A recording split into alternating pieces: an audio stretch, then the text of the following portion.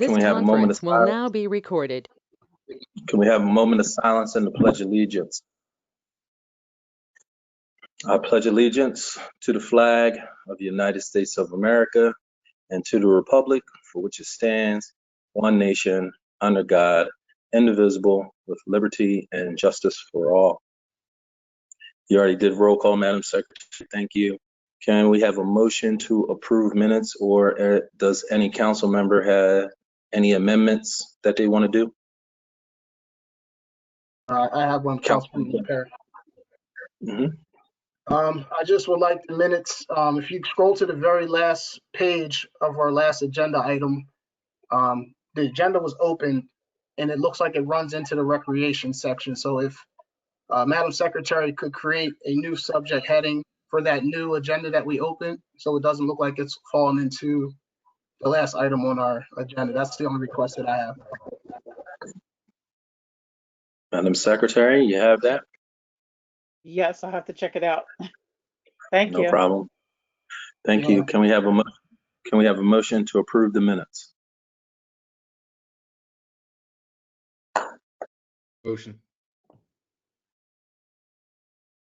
Second. Okay. All in favor? Aye. Aye. Any nays? Seeing none, motion passes. Today we had an executive session in regards to a legal matter.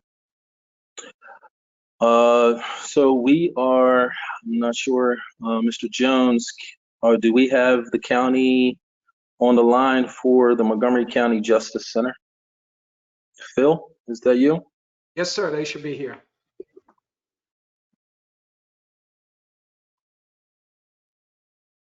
Yeah, You would have done. Yeah, we're You would here, have- Tom. Yeah, I see Tom Bonner, Mr. President. I know he's from the county. Yep. Okay. Welcome, gentlemen. Okay. So thank you for having us tonight. My name is Tom Bonham, the Director of Assets and Infrastructure in Montgomery County. I've met several people before. I think I just got, yeah, there we go. We've worked with the Norristown Borough Council for several years now on the Montgomery County Justice Center project. Before you today are actually several members of our own staff. David Hahn, our Capital Projects Program Director. I believe Don Valenti is also on the call. He is a project manager with us. And then we have a assorted team from our design team from Skidmore, Owings and Merrill, and their sub-consultants across the board. So we are going to present to you this evening a brief presentation and summary of the project. I first just wanted to talk through a little bit of the history that we've had with this board and with the project itself. I myself have met with several members of the board, and certainly with Randall Jones and with Jane and with the Planning Commission, going back to 2017 from the earliest phases of this project. Indeed, Norristown has been integrated into the planning from the beginning with this project in general. The revitalization of Norristown, the incorporation of the retail strategy as promulgated by the borough government, has been a central tenet of the project principle since from the beginning. We are happy to have met with and reacted to comments from members of this council in our design. You'll see some of that tonight as our consultant teams go through some of the design as it stands today. But it's no small piece to say that Norristown government has been central to refining and changing the design as it evolved over the last 3 years. We directly reacted to comments around the streetscape on Main Street. As you'll see in the presentation, we have incorporated elements we have changed elements of the facade in response to Norristown questions and comments. And so we're happy to be here tonight. We're happy to present this design. The design that you see before you has been, as I said, 3 years in the making. And certainly across the board, Norristown is a involved and committed stakeholder and has been that way from the beginning. And we're certainly proud to partner with you and them as we move forward. With that, I'm going to turn it over to David Hahn, just to talk briefly, and then we'll go into the presentation. Good evening, ladies and gentlemen. My name is David Hahn. I am Capital Projects Programs Director for Montgomery County. I've been working diligently on this project along with our design team and the other staff members. And one of the things that needs to be pointed out to you this evening that you're going to see on the plans is the original drawings that you saw 15 or so months ago showed the building right at the property line of Barry Miller's property on East Penn Street. We have done some mock-ups of selected courtrooms. We've done some mock-ups of some other areas that are going into this new building. Discovered that what was designed did not quite work as well as we had hoped. We've gone through a redesign. We've actually decreased the size of most of the courtrooms, and we have consequently managed to shave 6,000 square feet off the side of the building, so we no longer border directly on the property line of Barry Miller's property. There is now approximately a 10-foot buffer. So just wanted to point that out. Pannoni is aware of it. Mr. Jones is aware of it. We've worked with Norristown through this. We've worked with your engineers through this. Aside from that, the building has not changed in appearance. It's just 10 foot smaller on one side. And if I hadn't told you, you probably wouldn't have realized it. With that, I would like to turn it over to Peter Glasson, the lead designer for the Justice Center from Skidmore, Owens & Merrill. Great, thanks, David. Thanks everyone for giving us the time this evening to share this great project with you. I'm just wondering if the host can allow me screen presentation rights. I don't know exactly who has that, but excellent. Thank you so much. All right, can you all see my screen now? Not Is yet, that a yes? Peter. Not No. yet. Okay. I think I was given presentation, right? So Oh, the did you get other Peter Ionata, Peter Glasson?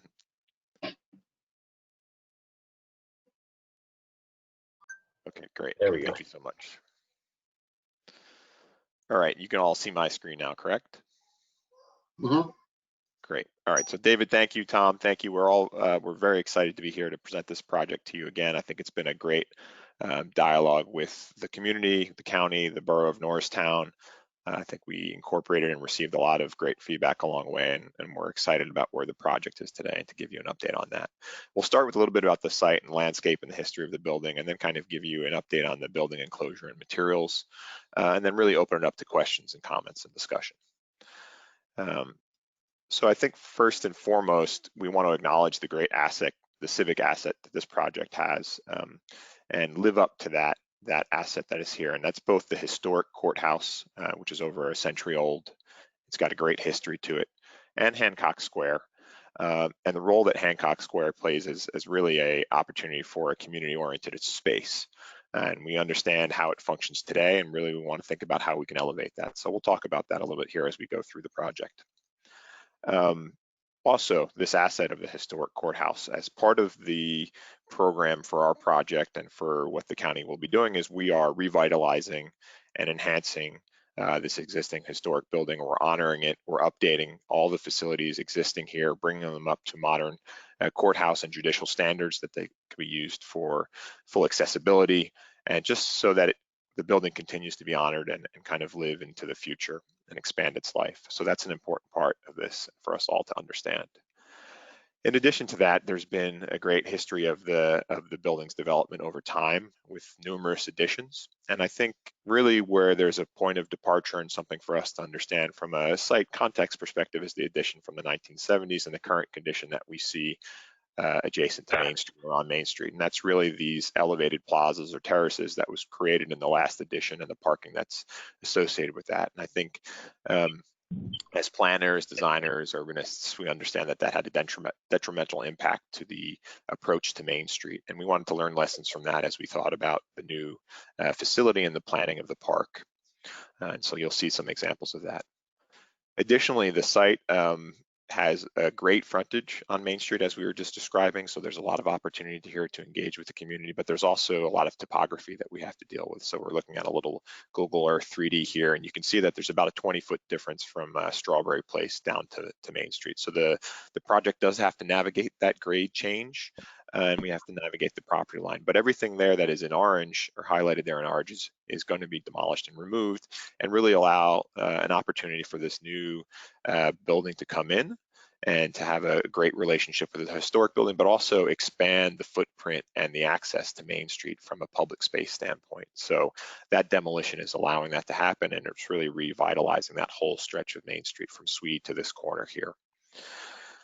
A large part of the program is new courtroom facilities. So there's 18 new courtrooms in the new Justice Center, plus the renovation of 8 historic courtrooms. And so the project is really about bringing those two sets of courtroom spaces together from a court functionality standpoint, and also thinking about how we did that in the most thoughtful way. In some of the earlier iterations, we had some of the building footprint and building massing closer to Main Street. And really what we arrived on in this latest iteration, and what is true to the current design, is keeping those courtrooms as close together as possible.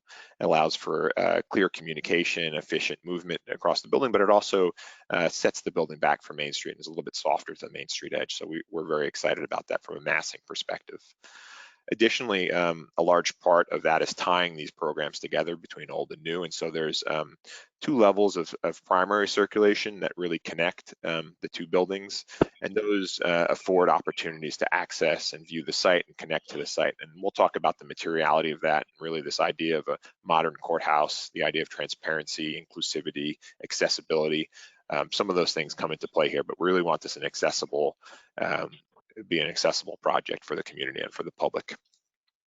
In addition to that, there is a new functional heart for the facility as it comes together in its new evolution. And so there's a lobby that co-joins the new building with the historic building, celebrating the historic facade, and allowing access points both to Swede Street, closer to the Montgomery County OMP building, so the county's main facility, and then also to Main Street. So we have 2 front doors here, really opening up the building to the entire community.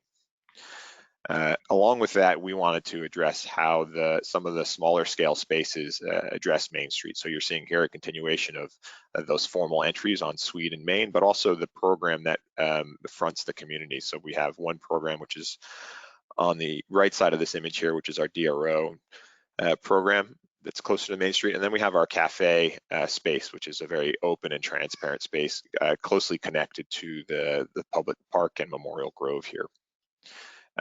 This is the plan that we presented to you in 2019, and we've continued to evolve this. I think I'm proud to say on behalf of all of the team, we've really worked hard to make this space a lot more functional, a lot more accessible than the current condition. And even as it's evolved, it's become better in its implementation. And we've heard a lot of comments about kind of that Main Street edge and how you get in. And so the big compositional moves here is this increased footprint of the park. There is a slope that we need to deal with, and so that happens a little bit further up the hill where you see my cursor now. That is an ADA accessible route. And then there is this central lawn, which we really see as the heart of the community. It's a new place for people to come and gather. Events can be held there.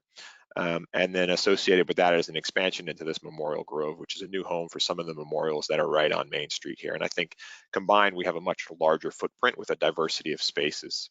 And they're spaces that are for the community. They're not just for the courthouse.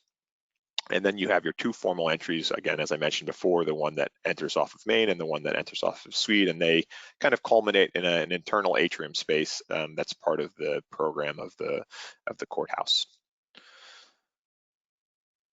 In addition to that, we've continued to evolve the plan, and one part of feedback that we got from you all is just a little bit more accessibility along Main Street. And so that included 2 moves. One is really thinking about the edge there. We have 2 low curbs and walls there that are that we've now adjusted down to lower heights to make it more accessible and more visible. And then across this whole stretch, we had originally 2 primary entrances, the one off of Main here with this more formal stair, and then the one closer to the corner of Main and Swede. what we've done since the last time we've spoken is we've actually added a third entry point here. So really giving additional accessibility to the park, and we've kind of now encircled or encompassed this central space, which is highlighted by the existing memorial, which is going to be shifted over slightly, but kind of a focal point, allowing for a broader place for the community to come and gather and enjoy.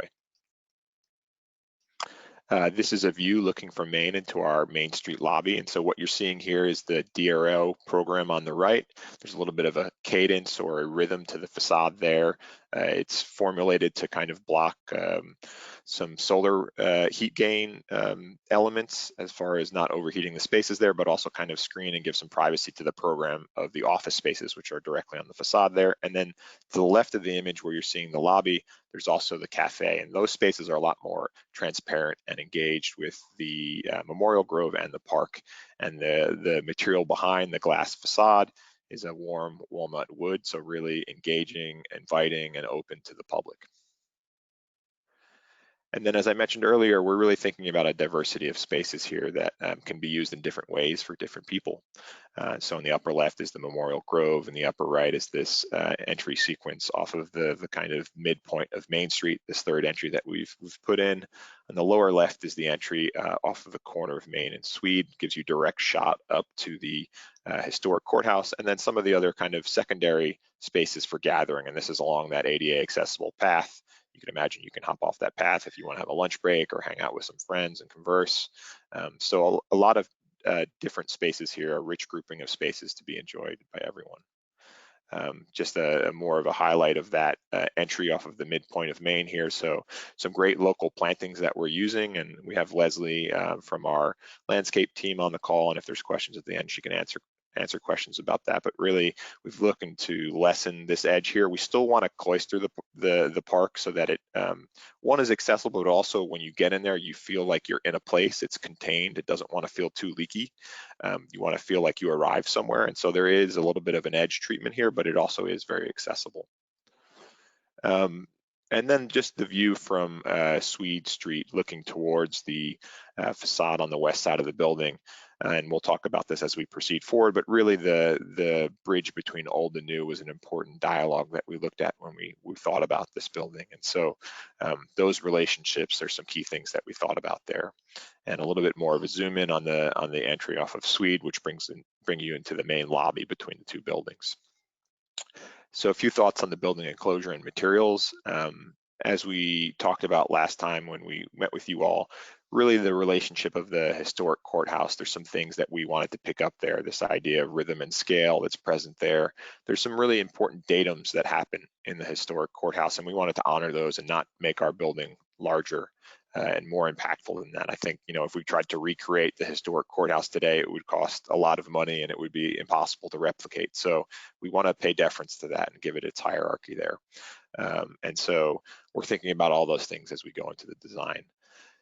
And also another important point is the materiality of the project. And we see this contemporary, very functional facility married to this historic building through its materiality. And the materiality is the bridge between old and new. And so when we met last time, we talked about a stone, translucent stone laminated in glass. And since then that we've evolved from that, we've gone to a digital version of that, so something that will be printed. But the thing that we really liked about this stone laminated in glass was the depth and the translucency and the quality of that. And so we've been doing a lot of study to look at a digital version of that. We've found that we're able to replicate that depth and honesty in the material through this digital version. And so that's really composed of several layers of glass, and in that there are multiple layers of a digital print that happens within this glass sandwich, giving you that quality of the depth and ambering that you see in the natural stone. In addition to that, the historic facade has a lot of texture. It's almost got a workman-like quality to it. It's not perfect, but it is very beautiful. And so just understanding and analyzing that has been part of our exploration of the composition of the building. And so that's folded in into some of the studies that we've done. We're looking at how that applies. This is let's say, a portion of the facade that we're thinking about, and then really applying our system that we're presenting here in the previous slides onto this kind of patterning to give the same texture, but at a slightly larger scale. And then really just to round things out, the view from Main Street, as I mentioned, we're very excited and proud of this project. We're proud to have been working with you all, to working with the county, to hear your feedback and to create a place that is, really about reinforcing and embracing the civic identity, but also balancing that with a very community-oriented space. And together, we think, this is going to be a great addition to the fabric of Norristown and Montgomery County. So with that, I'll just open up to any discussion or questions.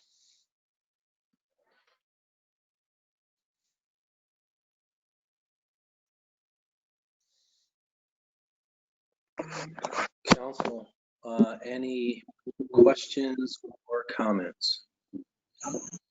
I have a comment, President Perry. Councilwoman Sanders.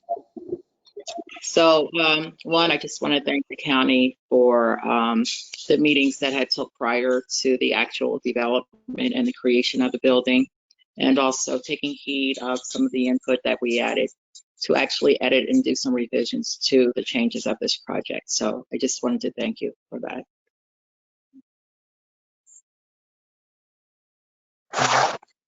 Council, any other questions or comments? Councilman Jones. Yeah, I have a question, probably more for the public. What is the total estimated cost for this project when it's all said and done? And then my second question is, what was the source of funding for this project here in the county? Certainly. So again, this is Tom from the county. Our capital budget has reflected the cost of this project for several years now, and we are happy to have held that budget at $415 million. That's inclusive of everything involved in this project, not just the construction, which will span over 6 years. We'll renovate the existing courthouse and we'll build the new portion of the Justice Center and the Hancock Square Park, but also all of the costs involved in the architecture, construction management, furniture fit out. That is an all-inclusive cost that we have included in our capital budget for the duration of this project since it came across. Your second question, as far as what are the funding sources, at this point, the funding sources are county capital funds, and so the project is sourced through the county's capital budget. To the extent that we will pursue and can apply for additional funding, we certainly will, but at this point, that is where the funding is coming from. Can you take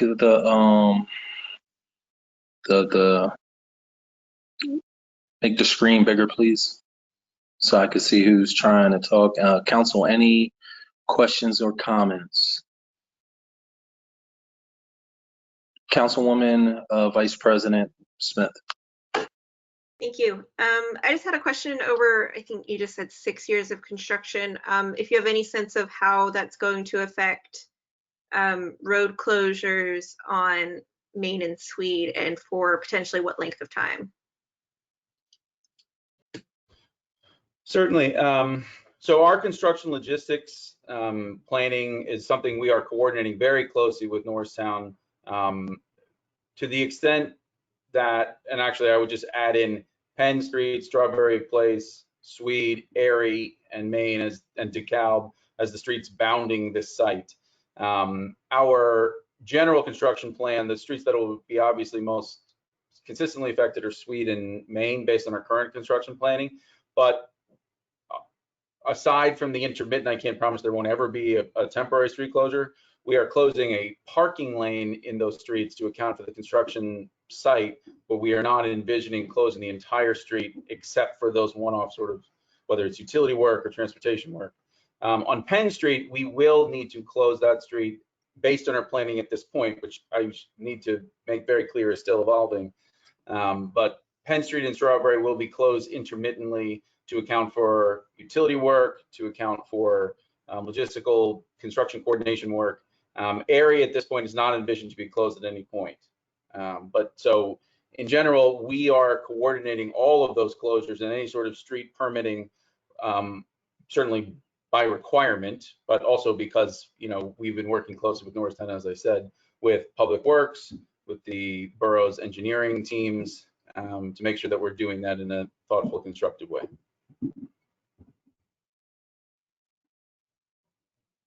Councilwoman, Vice President, you still have other questions or no? Nope, but thanks. Councilwoman Scott Cooper.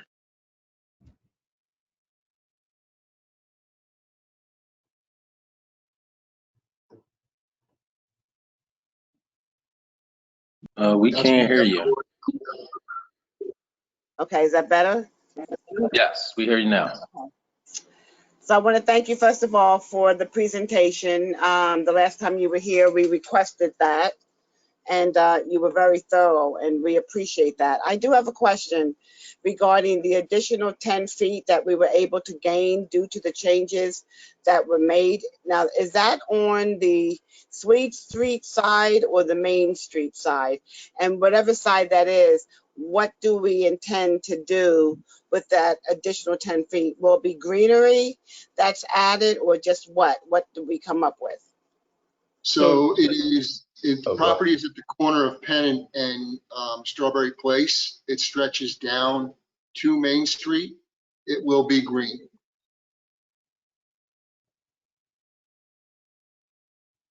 Thank you. Council, any other questions or comments? Councilman LaPera. Hi, thanks for the presentation. Are you aware of any minority participation initiatives that would be associated with this project as far as construction? So we are not even out to bid yet. We're still working through some of those logistics of minority participation, local participation. We've done it on the OMP reskin project. We will continue to practice local hiring, you know, local contractors to the extent possible. We will have some goals at some point. All I was going to do is add to that, and consistent with the county's procurement policy, which identifies certain classes of priority entities, we will adopt similar to what we did for the reskin project. And as Dave said, that is still evolving, understanding what exactly those requirements are going to be. But that is certainly a priority to understand what exactly that community participation, those clauses are. Council, any other questions or comments? I have a couple questions. My questions that I have is the bidders conference for prospective contractors. Who's in charge of your diversity program? So, Councilman, I think, as we just said, right, whatever our diversity program winds up being, we will certainly be administering that, whether it's in-house or through a third-party contractor. At this point, I literally would. We don't have someone who's responsible for the program. Just as where's your bid information going to be published at? As far as the project goes, meaning like how to get on the project, how to make sure you're ready. So I yes, think correct. Part of what we are engaged in right now is planning prospective contractor outreach. I think reference there. It will be posted widely on our website, but we're also undergoing sort of an affirmative outreach program where we're seeking to engage maximum competition across all of the various packages that we'll be bidding out. And so I think that the realm of where it will be posted, I mean, the minimum answer is on our website, but we are also undergoing a campaign to make sure it's spread far and wide. What has been released or contracted so far in regards to that? So the only work that is done, obviously, an extensive amount of design work and construction management work. So those two contracts have been underway for a period of about 4 years now. As far as construction work, we have not done any construction work on the site, so there have been no contracts, no bid packages, nothing's been awarded. We have had minor engineering studies done in conjunction with preparing the design, going through land development, understanding the borough and state and federal requirements, but there has not been any construction work bid to date. What is the spending goals for this diversity? Do you have a number in mind? Does the county have numbers in mind? So we don't have, that's actually honestly what we are working through establishing before we have the bid on board. And so we do not have a specific number in mind at this point, but that's literally the work that we're doing to understand exactly what the appropriate numbers are. Do you have a committee oversight that can basically go over this information? And would you be willing to get the information to council so we know what specifically is going on and if you're doing the inclusion of minority contractors? Absolutely. I mean, in reaction to your previous question, I think this body would be one of the primary outreach methods that we would make coordinated with and absolutely share that information with you, integrate that into this process. Yeah, I would definitely like to know that, especially with us having the highest unemployment rate in the county, as well as the highest poverty rate. That's all the questions I have. Council, any other questions or comments? Okay, seeing none. Can we have a motion to approve the land development for the county courthouse? Mr. President, you have a resolution in front of you for that. And I just want to be clear, there are several waivers in that resolution of land development to go through. And I see our municipal engineer on this call. If he just wanted to go through them and highlight them, just so the council and public were aware of the waivers. No problem. Yep. If that's okay. Cal, are you here? I believe Ted's here. Ted, okay, sorry, Ted. Ted, where you at? It's a lot of people on this call. Ted, just speak up. Ted, you're muted. Ted, you're muted. Yeah, yeah, there you go. Yeah. Thanks. Thank you, President Perry. Yeah, let me just open up the resolution.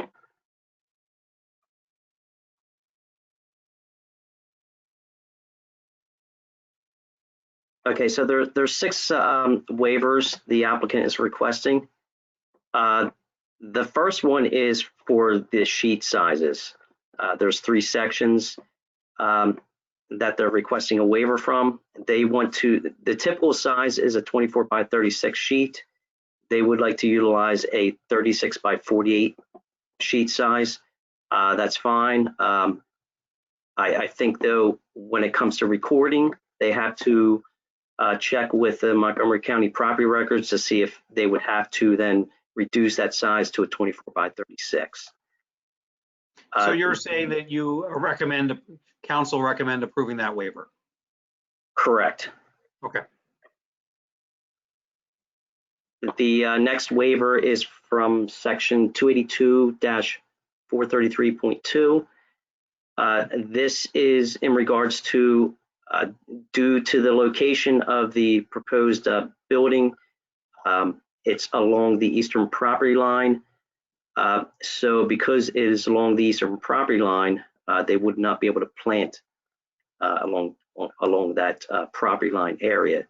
So, but I do have a question with the applicant. With the reduction in the width of the building, you're saying was only along Penn Street and Strawberry. So would this affect that eastern property line if with that 10-foot reduction?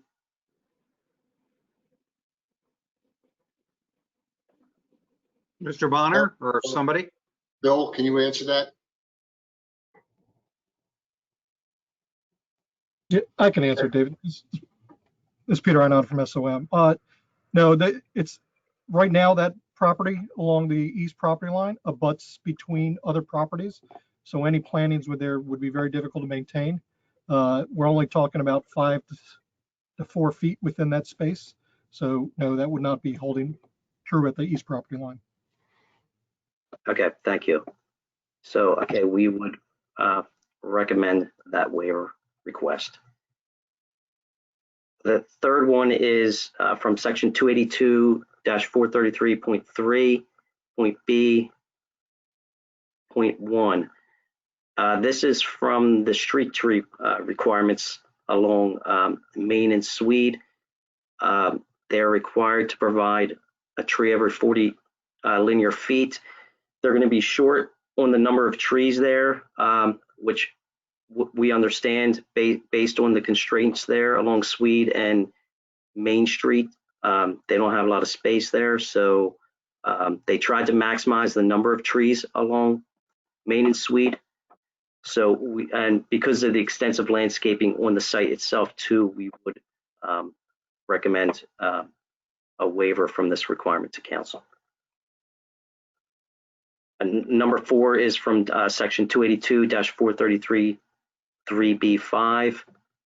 And this is from providing some landscaping that's outside the recommended plant material list. We're in agreement with this waiver because they are recommended to use native species, which is an important factor. So as long as they're using native species, we're okay with them not using what's exactly in the recommended plant material list. And number 5 is from chapter 276, attachment 15F-6. They're proposing to use piping in the site less than 18 inches diameter. We are okay with this. Sizing of the pipe is typically within the right of way of streets. Because this is within the property of the project, it's going to be private and it's going to have to be maintained by the owner. So we're okay with this waiver requirement. And then the final one is from 276.20 and 276.21. This is from groundwater recharge and water quality requirements. This is a requirement per Norristown Stormwater Ordinance. We're okay with this waiver requirement due to the constraints on the site. A couple of the reasons are limiting zones. They don't have good infiltration rates, and there's also shallow bedrock. I believe also that the Montgomery County Conservation District is also recommending that they do not infiltrate on this site for those reasons. So we are in agreement with the waiver request for those 2 sections, and that's all the waivers that they're requesting. So, Mr. President, just a quick recommendation. The resolution containing these waivers and the approval of this land development resolution is a resolution 20-74, which is your packet. So if a motion was to be made to approve this, I'd recommend that the motion be made to approve the resolution for land development along with the waivers as described by the township engineer. Also, because this appeared before the public comment section of the agenda, you would have to open it for public comment or wait to take action on this till after there was public comment allowed on this issue. Yeah, I got all of it written down. Thank you. Can we have a motion to open up public comment for the presentation request for the preliminary land development approval for the Montgomery County? So moved. Salute. Any, all in favor? Aye. And nays? Okay, this is open to the public, so the public has open reign on if you want to have a question or any comments. And if you raise your hand in the screen, can see you and we'll call on you.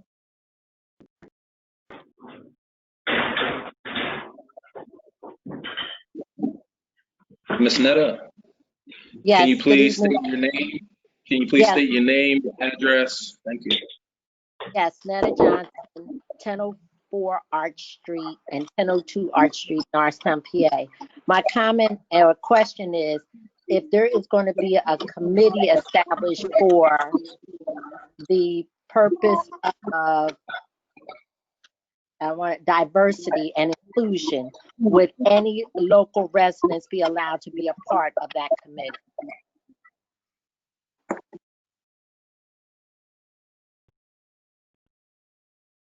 That is a conversation for the county.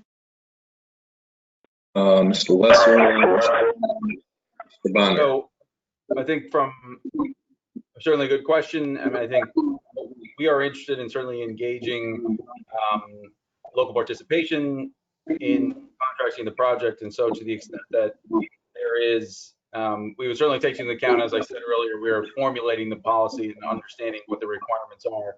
So we would certainly take them to, as I said earlier, we don't have a program developed yet, but we would certainly take that comment into account. Thank you. Thank you.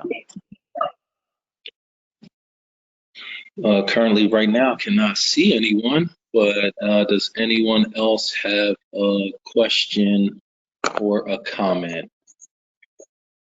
Vice President, if you see anyone, can you please call on them, please, while I open back up my computer again?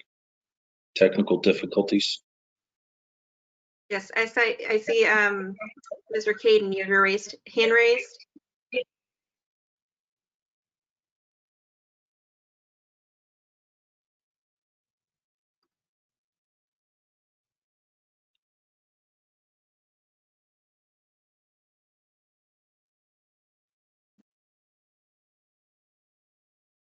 Mr. Caden? Can you hear me? Yeah, we can hear you now. Thank you. State your name and your address. Your name and your address, please. Thank you. Caden Beagle. I am a homeowner in 1109 West Washington Street in Norristown.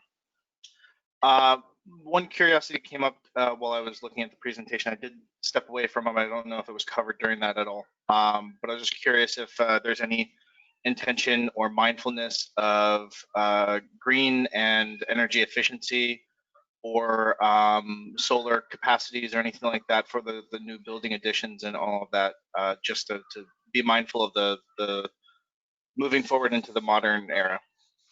Yeah, I can fill that one. So certainly that's for us from the county side and from us as design professionals, that's high on our priority list. So this project will be a lead project. There are several strategies. One of itself is just that this is a renovation and rehabilitation of an existing facility. So in that, it's sustainable. But a big component of the whole project is the reinstitution of all of the mechanical systems, and all of the mechanical systems will be reintegrated with highly efficient systems. And so there's actually, we're doubling the program of the existing facility, but we're actually cutting the energy uses by half. We have a series of green roofs in the project. There's a lot of smart systems, radiant ceiling panels, radiant floors. So a lot has gone into the thought on the energy consumption of this project and its impacts on the environment. And Peter, I would add, this is Phil Wessel from SOM, that we are designing the building to be have the infrastructure in place for PVs, for solar.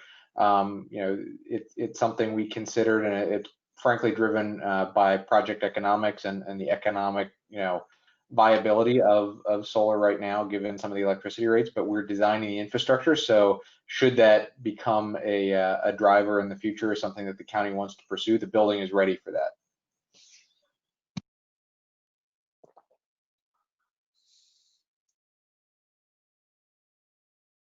Okay, Mr. Beagle. Any other questions from the public or any comments? Okay, seeing none, we will close the public comment for presentation of the preliminary final land development for the Montgomery County Justice Center from the public. Can we have a motion, please? So moved. So moved. Second. All in favor? Aye. Aye. Any nays? Okay, seeing none. Council, any other questions or comments before we move on? Okay, One seeing question. none. I have one question. Councilman Jones. Yeah, there's been some uncertainty regarding our local labor union. So I know with a large project of this scale, will there be some type of update on how our local labor is going to be included in this project? So the community participation plan that we referenced earlier is reflective of the county's procurement policy, and to the extent that our procurement policy is very clear. There is not a preference either direction for organized labor. We insist our procurement policy requires an apprenticeship program, but as far as the local participation goes, and disadvantaged and small businesses, those are all recognizing the procurement policy as priorities. So I'm not sure that necessarily answers your question, but in keeping with the procurement policy that the county has employed for many years, the policy would be consistent with that. Thank you. Council, any other questions or comments? Okay, seeing none, can we have a motion to approve resolution 20-74, which is for the preliminary final approval for the Montgomery County Justice Center project with waivers that are passed from the engineer? So moved. Second. Madam Secretary, can we have roll call, please? Patty Parker, Aye. King Jones. King Jones. Bernie Sanders. We'll go back. Aye.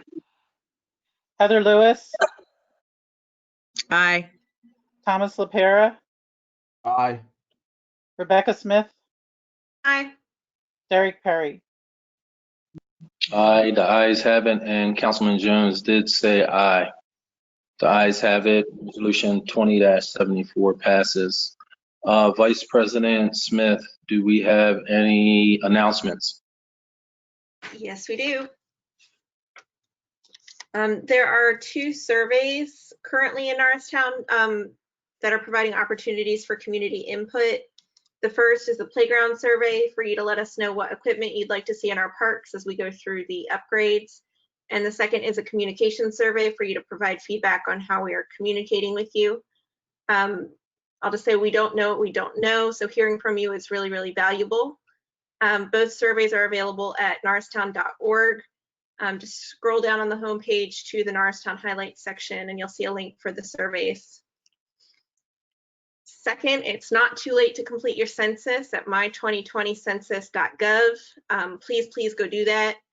Undercounting would mean that there would be a misalignment between community needs and federal funding for the next 10 years. So it's really important that we get an accurate count. And lastly, if you're in need of a rent or mortgage relief due to COVID-19, you can apply for help through the PA Housing Finance Agency at phfa.org/PA Cares.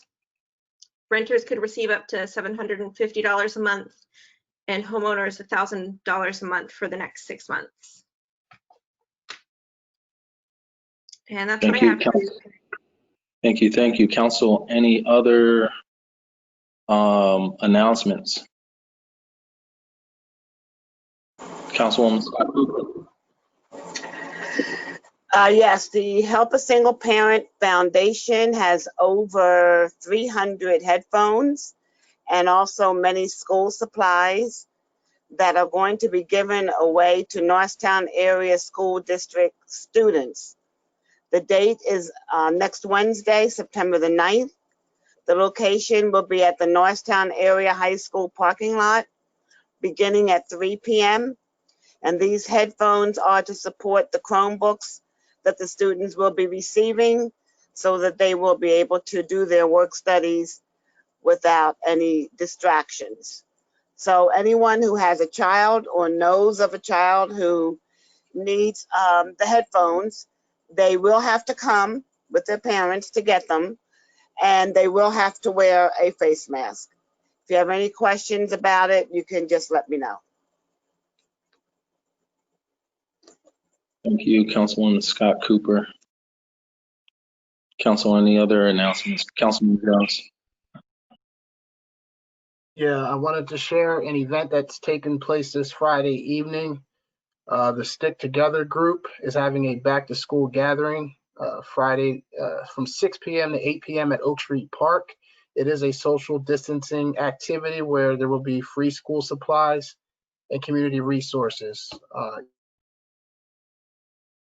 You must wear a mask, and the contact person is Annie Goffin.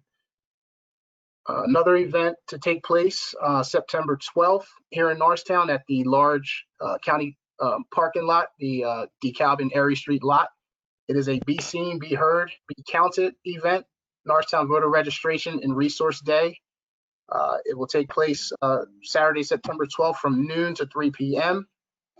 You can register to vote. There will be food distribution, free legal aid, free record expungement opportunities, felony-friendly employment, mental health support, addiction support, and housing information. So once again, that's September 12th, 12 to 3.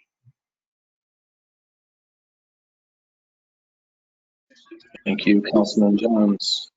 Council, any other announcements? I have an All right, announcement. I have an announcement. Councilwoman Lewis.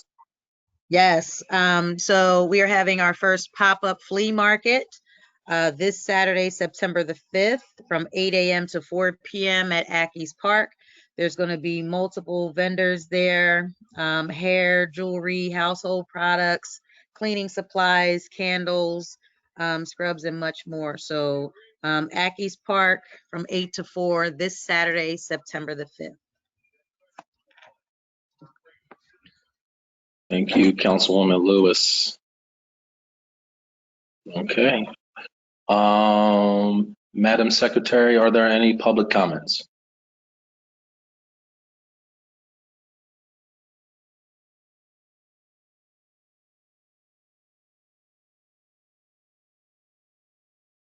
Madam Secretary, you have to unmute your computer. Sorry about that. That's okay. Raphael Huff, 546 East Main Street. Norristown should absolutely not sell its sewer system to the corrupt private company Aqua PA. This is a completely immoral decision that shows no care for the people of Norristown. Low-income residents cannot afford increased rates, and all residents will be harmed by the negligent and shady behavior of the greedy Aqua PA profiteers. We deserve better. Thank you. Dennis Eaton, 1741 North Hills Drive. As a Norristown taxpayer who is against the sale of our sewer system, can someone explain to me where this money will go? Does it lower our already high taxes? It's a slap in the face with so many questions and no answers. We deserve the right to know. And why out of nowhere is it ever even being sold? Please answer questions. I personally know workers on the sewer authority, and they always took care of me. We as taxpayers should have a say. We want the same service with them keeping their jobs. We can't afford prices going up. Hope you all think of the people on fixed incomes, because as high as taxes are, it's hard to upgrade and keep our properties. If you sell something we own as a city and we all know sewer bills will go up, is it right to do that to people that are struggling, especially during the pandemic? The taxes went up, prices of everything went up.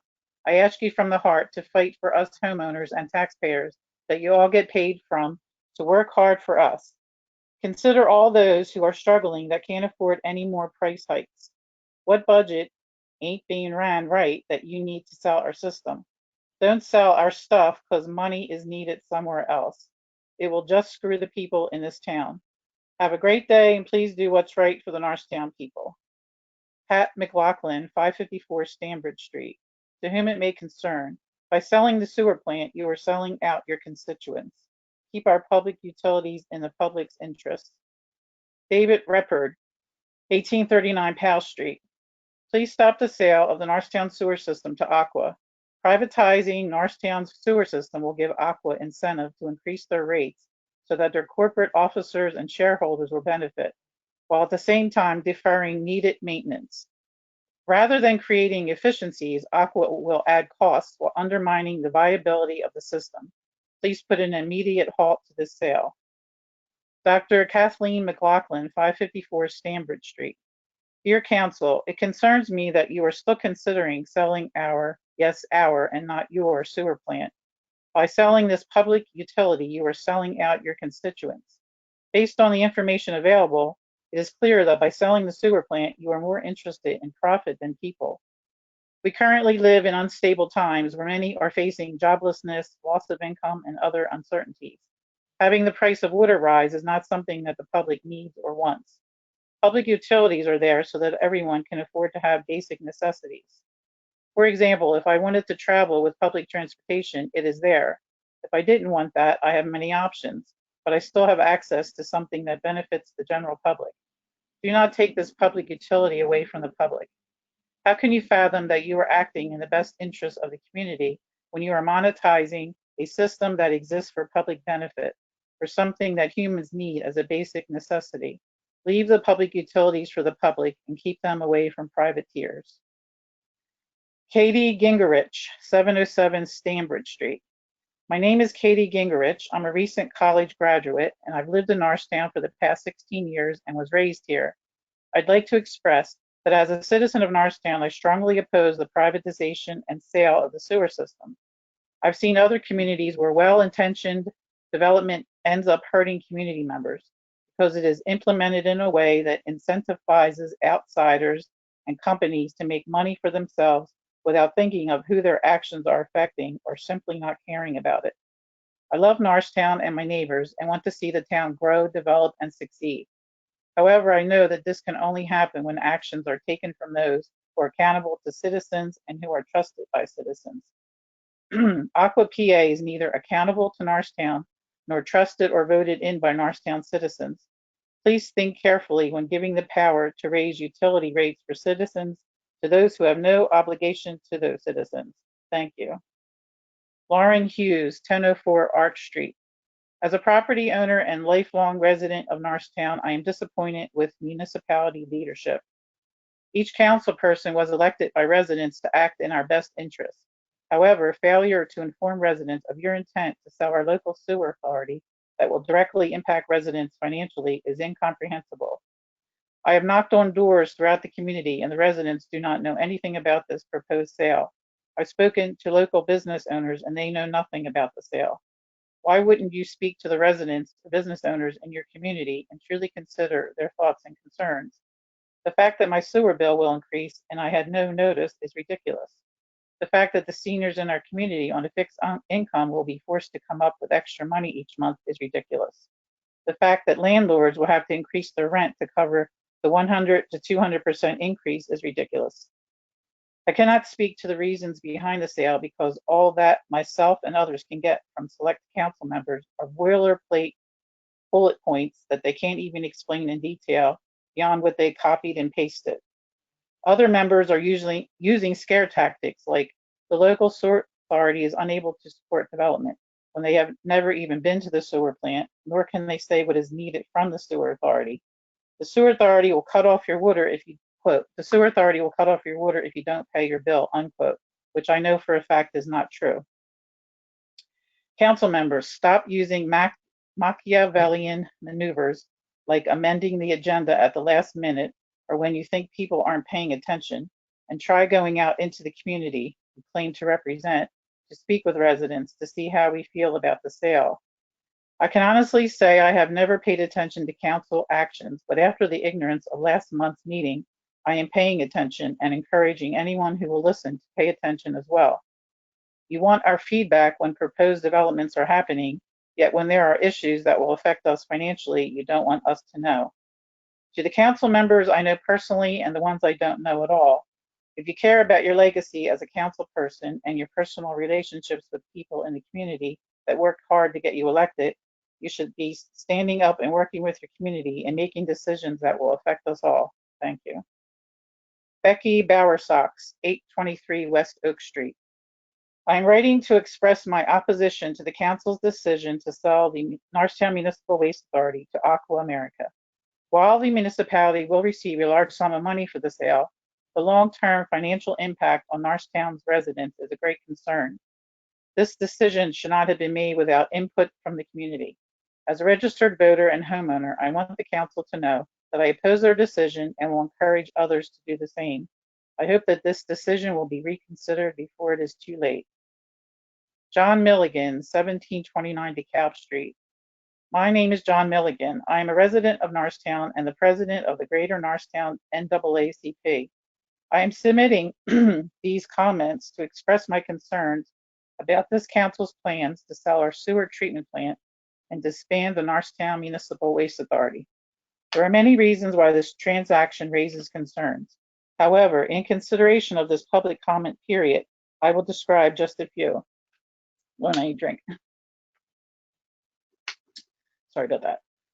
I read the Municipal Waste Authority's most recent financial statements. They are profitable and fiscally sound, while also providing Norristown residents some of the lowest sewer rates in Montgomery County. It is arguably the most valuable asset that the people of Norristown own, part of our 40 acres. Why would we sell it? Our history is full of stories where people of color once owned assets that are of tremendous value today. Let's not repeat that part of history. There are reliable estimates that Norristown residents' sewer rates could double or even triple. Springford Township sold their sewer facilities 5 years ago, and now many of them regret it. Their rates have tripled in 5 years. If that were to happen to Norristown, Aqua could recover their entire investment in just 6 years. Our annual sewer rates would increase from approximately $5 million per year to $15 million per year, a $10 million per year increase indefinitely. These rates could result in many low-income homeowners facing water shutoffs and higher rent for renters. There is talk of the proceeds of the sale being used for economic development and other projects that lack a clear direct benefit to current residents. People should have assurances that the sale is going to enhance their quality of life more than the cost incurred by the loss of the sewer plant. So as a resident of this community and out of concern for the lower income residents of Norristown, I ask you to pause on this transaction and hear from the community. Brendan Greiser, 1761 North Hills Drive. We don't agree with the sale of the sewer plant. It should stay public. It's what's best for everyone in Norristown. Ali Sherbani, part of the Norristown Company, 208 DeKalb Street. Following Mr. Jones's termination from East Point, Georgia, his successor, Ernestine Pittman claims he left the city with major high utility rates. He was sued over the legality of the method by which the rates were raised.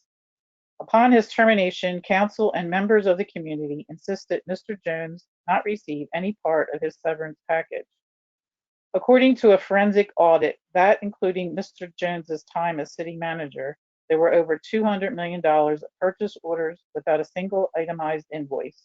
In one example, a company was overpaid $4 million off the books. According to a source, upon realizing there was an ongoing investigation, a series of events were orchestrated to artificially justify his departure. Mr. Jones's previous employer, Jackson County, Georgia, terminated his contract as well. There is speculation he may have corrupted and implicated those working around him, which is why his severance package was over 3 times his contract amount. Despite fear of being squeezed, the county still wanted him out. Norristown gave Crandall a second chance, but it seems Crandall Jones is at it again with the sale of the sewer plant. We believe the sale of the plant is rooted from corrupt intent. Until we are able to address his history, Mr. Jones shall seize any effort to sell the sewer plant. Norristown can't afford to lose the public source of revenue, nor the doubling of community utility costs. Selling the plant to bankroll this mismanagement will only hurt Norristown. With disappointment, Al Sherbini. Rachel Fecco, 715 Noble Street. Right off the bat, I am shocked and appalled that our council president thinks it's appropriate to bring up a surprise agenda item in the dead of night in regards to the highly contested sale of our waste authority. I'll paraphrase because the recording of this meeting is being denied to the public. quote, "Oops, I almost forgot," said Derek Perry when introducing Ordinance 2013. It has been repeatedly stated that this council cares about transparency, but this unacceptable and unethical behavior proves otherwise. I also want to comment on Heather Lewis arguing, quote, "Nobody's being reminded that currently our sewer authority can put a lien on someone's property. They can kick someone out of their home," end quote. Are you telling us that Aqua America won't also have this right? Is it the ultra wealthy for profit water company just going to let bills go unpaid and shrug their shoulders? Will they have the ability to turn off the water? How many times in the past 4 years has our waste authority issued a lien and ultimately kicked anyone out? Have you asked the authority? Have you ever been to an authority meeting? Have you ever brought forth your concerns to the board in regards to liens and evictions? These concerns of yours are currently under local jurisdiction. Your vote to sell to Aqua is giving up the ability to address these concerns you raised. When I said during the last meeting that you'd be quote, long gone by the time we feel the effects of the sale, I didn't mean gone from Norristown, I meant gone from council. I know that you are Norristown residents, which makes it all the more shocking that you are consenting to this deal, which will be bad for you and your families in the long run. What I meant was, sorry, when the rates ultimately rise and local control is gone, you will no longer be on council. And maybe you are hoping that no one will associate you with this bad deal. We can guarantee that we will be sure everyone remembers. I ask for you again to reconsider your vote and work towards overturning Ordinance 2011. Additionally, the gaslighting of Vice President Rebecca Smith was inappropriate. And as far as Vice President Smith, with the inconsistencies, quote, "We open and close agendas all the time, so this is not an opportunity to insult or try to associate or belittle opening the agenda for this topic and not another topic, or tabling a topic and not this topic," said Heather Lewis. The inconsistency is found in tabling a lesser vote because it wasn't on the agenda, but proceeding with the waste authority vote. This is not normal. Plain and simple. If you still believe it is, please point to a time when an agenda item of this magnitude was introduced at the tail end of the workshop meeting unannounced. Why not go through the normal channels of introduction? Your colleagues had every right to question the proceedings, as did the few members of the public who were still attending the meeting. I agree with Valerie Scott Cooper, quote, "I really hope and pray that everyone sits back and takes a step back on how things were said tonight. It's disgraceful," end quote. It is disgraceful. The introduction of 2013 did not have to be conducted this way. And Mr. Perry's insinuation that there would be retribution to council members who disagreed with this vote is gravely concerning.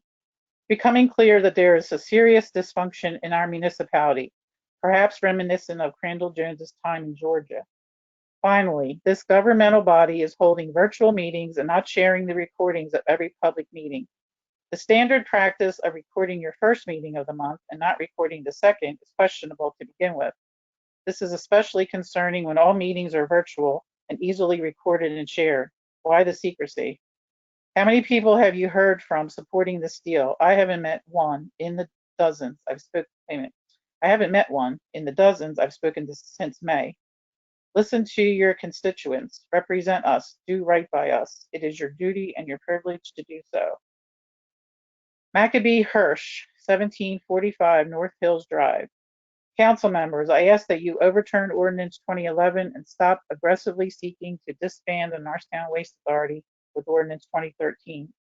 The decision to table the asset purchase agreement on August 12th by our authority was to weigh public opinion.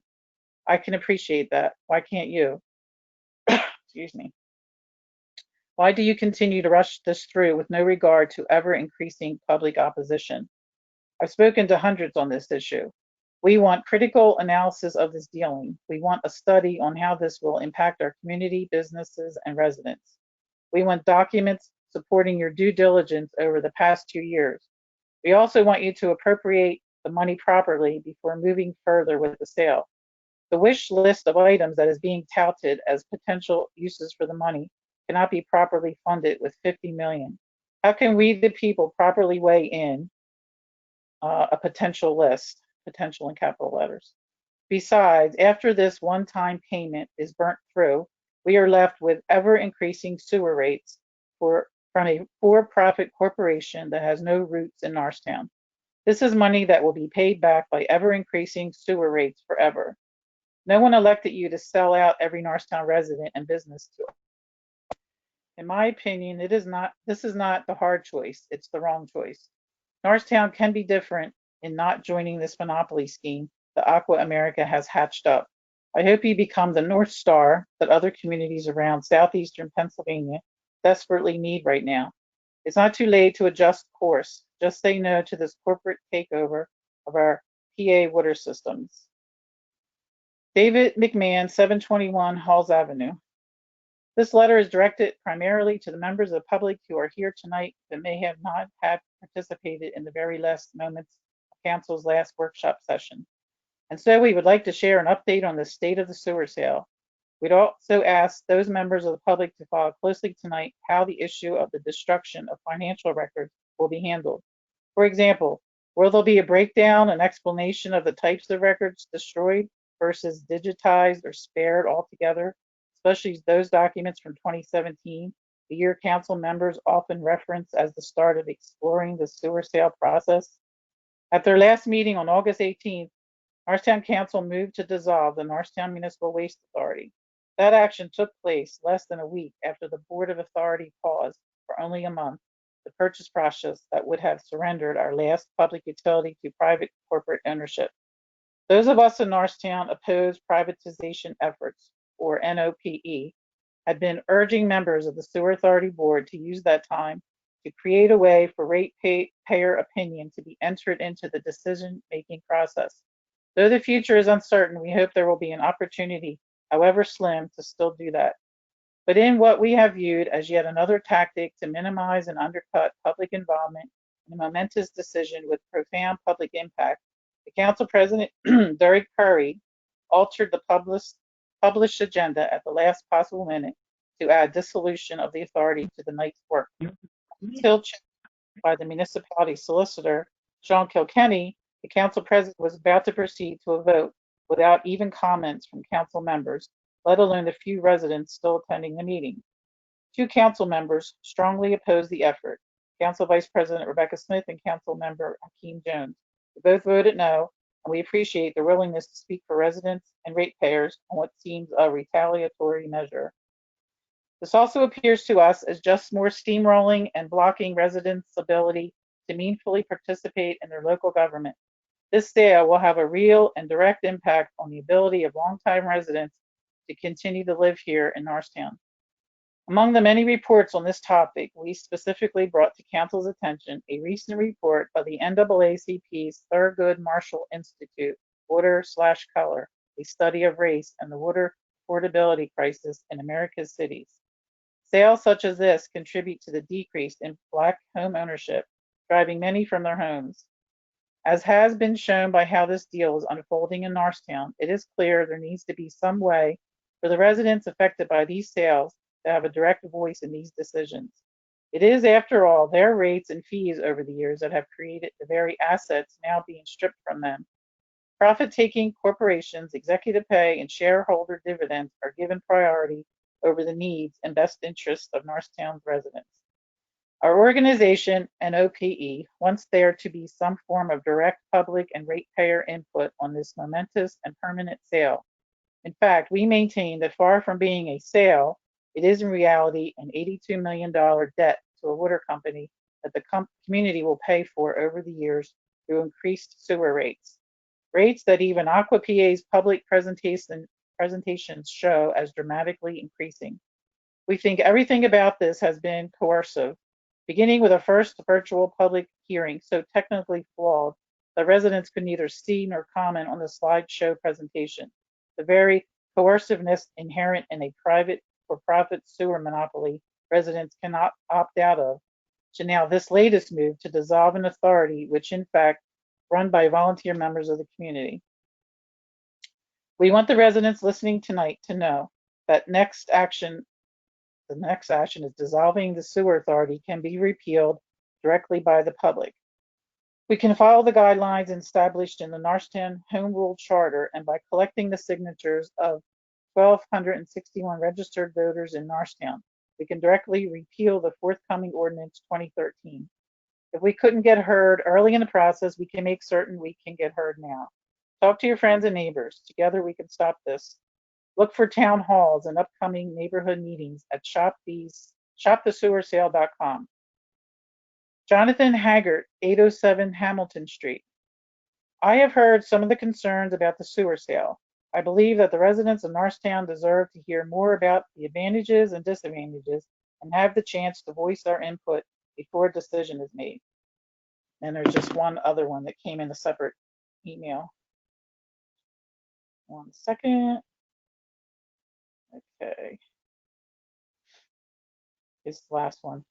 As a 15-year Norristown resident and homeowner, I strongly oppose a privatization and sale of the sewer system. I would fear the long-term risks associated with such a sale. Contractors' commitments are to themselves and their profits, not to the improvement of the community or the well-being of citizens. By contrast, well-run governments are responsible to pay attention to quality, affordability, and sustainability on behalf of their constituents. Thank you for listening to the voices of the community. Now, I don't know who that was from. Oh, Rebecca Kreider from 707 Stanbridge Street. And that's it. Mr. President? Yep. Go ahead, Mr. Jones. I'd like to have a moment of personal privilege. Put your speaker back on. You're muted. I'm sorry. I would like to have a moment of an opportunity to respond, since there was a false and somewhat libelous statement made about me by Mr. Sherbini, and it's actually read into the record. And I want to make sure the record is correct in that. And so if you will indulge me for a few moments to respond, I'd appreciate it. And I'd like to start by saying just kind of nobody, with the exception maybe of the solicitor and a few staff members, were here in 2013 when I was hired by this council to become the city manager. That was the result of a national search. 32 candidates. I was one of the 3 finalists in that search. Part of the process of becoming a finalist in that search was that there was a private investigator that flew to Georgia to meet me, to interview me, to separately interview my wife, to interview all the neighbors on my block, to interview employees in East Point, council members in East Point, council members in Jackson County, where I lived at the time, staff members in Jackson County, staff members in East Point. They even went further back to interview the job before that, where I was a county manager in South Carolina, and interviewed council members and staff members there. There was a credit check. There was a criminal background history. There were tons of different records, documents reviewed prior to my appointment to this position. I recall very clearly that there was a well-known member of the community who was there at the night of my appointment, and I had lots of conversation with council about the allegations that were raised and falsely raised then. And that council appointed me as manager, knowing the truth of the matter. And after that, I had a conversation with that resident where I challenged that resident to do your homework. And she responded that she would. A few months later, she came back to me because she actually had become, I guess, somewhat friends with one of the persons from Metro Atlanta who was promulgating all of this negative information. She actually came back to me, made a statement to me that, you know what, you were right. And what I was told was that that was just a smear campaign to smear you. Now, there were specific things that were said in this statement that he issued, most of which were patently false. And again, I consider somewhat libelous. Ernestine Pittman was not my successor in East Point. She was the mayor when I was there. She made the claim about these excessive high utility rates. She actually voted as mayor for those rates. And any conversation had about utility rates was had after I had long left East Point. I was never sued over the legality of the methods by which the rates were raised. That was an issue she raised as mayor, where she was actually suing other council members for raising the rates. And actually, she lost that suit in court. I did request to be terminated from the city of East Point because because I did, the council honored that request. I have no problem saying the reason I requested it is because of challenges I had with the mayor, and I knew that upon them terminating me, as they knew that my severance package would be activated, they had the respect and appreciation for me to do that at my request. There was never a situation where council members of the community insisted that I not receive any part of my severance package. That was, again, the mayor's action, and I received my severance package. Members of the community did file a suit against that mayor with the ethics board on 11 counts. She was found guilty on 7 of those counts. 2 of those counts related to her interactions with me as the manager. This forensic audit that he references did not include any time that I was there as manager of that city. That was a false claim, again, made by that mayor, which she had to recant on threat of suit to the city because it was patently untrue. And she did recant in the newspaper that that was not true.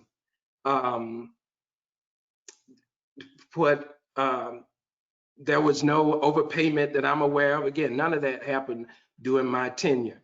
As far as my position at Jackson County, yes, I was terminated. It has nothing to do with and it had nothing to do with my performance.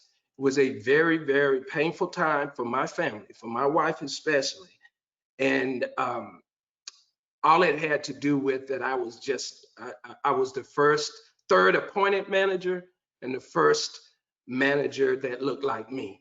Now, I'm under agreement with Jackson County not to go into any depth about that I want, and I won't, but it was a painful time. Mr. Shabini knows nothing about what he's talking about. I am very, very proud of the work that I did. And the one thing I do maintain is a very, very highly respected reputation in this business in Pennsylvania and around the nation. And I felt the need that I had to speak to this. Again, I consider this libelous. And one of the things that really disappoints me is this, I guess this is the follow-up from Mr. Shabini stopping by my office when I wasn't there and leaving a message with my assistant, whereby he wanted me to call him if I didn't want to lose my job. I'm never concerned about losing my job based on my performance in a job. And I'm proud of the work that I do and with every iteration of council here. And I just wanted to get it read into the record as well, that this was absolutely untrue. And again, I consider it libelous that he would make such unfounded statements. Council at any time, any member of council, none of whom were here at the time I was hired, can go to our HR department. I readily offer up the ability to look at the full report from the private investigator and that documents everything that happened. And as a result of those investigations, which didn't have anything to do with me personally, but a lot of this stuff came up, I was completely exonerated. That they recognized, that council recognized that was a part of a smear campaign. And again, it was very hurtful to me and my family, particularly the piece that happened in Jackson County. Thank you so much for the opportunity to speak to that. Excuse me, Mr. Perry. I would just like to say one thing, if that's okay, Mr. President. Go ahead, Mr. Solicitor.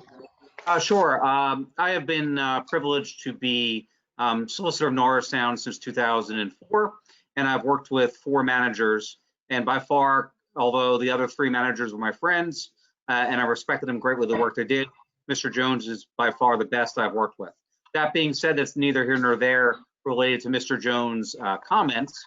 I can tell you, as he said, I was the only person, I guess, maybe left on this screen that was in the room in 2013 when council made the decisions and had deliberations in executive session. And I can tell you, as Mr. Jones said, there was a thorough background check done by a private investigator. All those issues were raised by council at the time internally, and they queried the private investigator and other sources on that and found those to be unfounded. So I just wanted to be clear that for the record that I was present when that happened, and that's all I wanted to say, President Perry. Thank you. Thank you, gentlemen. And sorry that you have to bring that up again, your past, when we're trying to move in the present. I have something that came from a public comment from Phil Ellingsworth. It says, I am reaching out about the chronic problems with mascaros. I've attached a picture of what the end of my block looked like today after they came through to collect the trash. What you see here is what it looks like every single week. My neighbors and I have to walk around the block after they've come through to collect trash that gets thrown on the sidewalks and street. In addition, there are many cans that they just won't empty, so they sit there completely full week after week. And this is just one block. This doesn't even account for the alleyways and other streets they are collecting trash from. This is completely unacceptable. They are a vendor contractor of the municipality, so they should be held accountable when they are not getting the job done correctly. You, along with your fellow council members, voted to award them a $2.9 million contract back in April. To me, this does not look like getting the job done right and not money spent well. If we want to elevate Norristown and make it be a place where people want to work, live, the perception of the municipality has to change. Trash, litter, and other quality of life issues are big determinants of what would lead people to come here. I'm curious of what council is going to do to address these ongoing chronic issues with mascaro. I have lived in the municipality nearly 10 years and can't remember trash collection not being an issue. I have reached out to mascara in the past about these issues and only to be told they don't care. I look forward to hearing your thoughts on this issue. So that's another public comment. Madam Secretary, any other public comments before we move on? No, there's not. Okay, thank you. All right, thanks everyone for the public comments. We appreciate it. Mr. Administrator, Resolution 20-75, please. Caden has his hand up, President Perry. Who does? Caden Beagle from the county, please.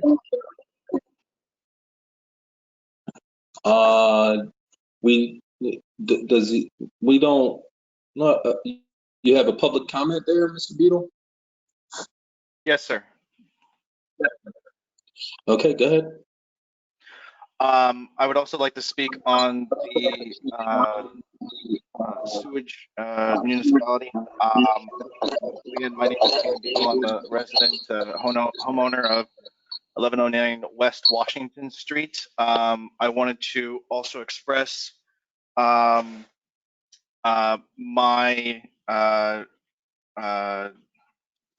my rejection of the privatization, the sale of the sewer system. I don't believe that it is appropriate. I don't believe that it is correctly to move forward. I just recently purchased my home about 6 months ago, and the sewer pricing that I've been charged each month has been extremely affordable and very much appreciated for the fact that it's been so low, about $14 a month or so. It's a single person living in a small home. I just wanted to touch on the fact that with the sale of the sewer system, I just don't feel like this is much of a benefit to the town as much as it is a quick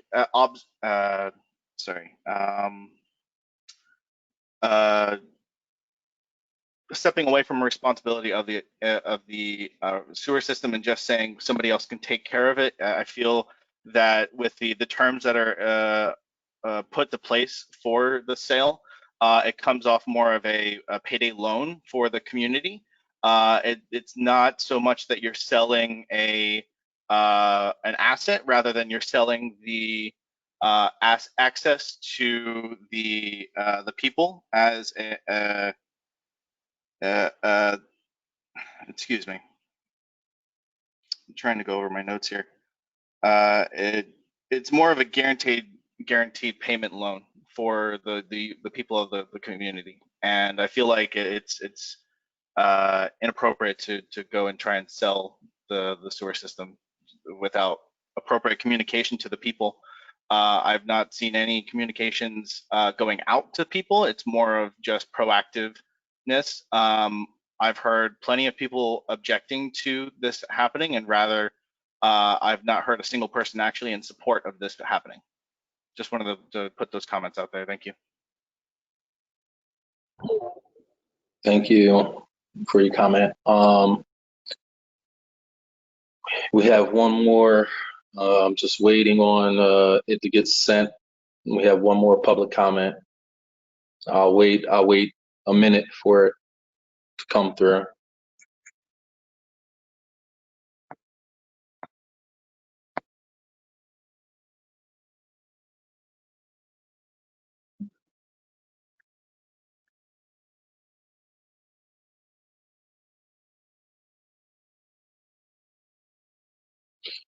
Mr. Jones, we'll come back to it if it comes through. Resolution 20-75, please.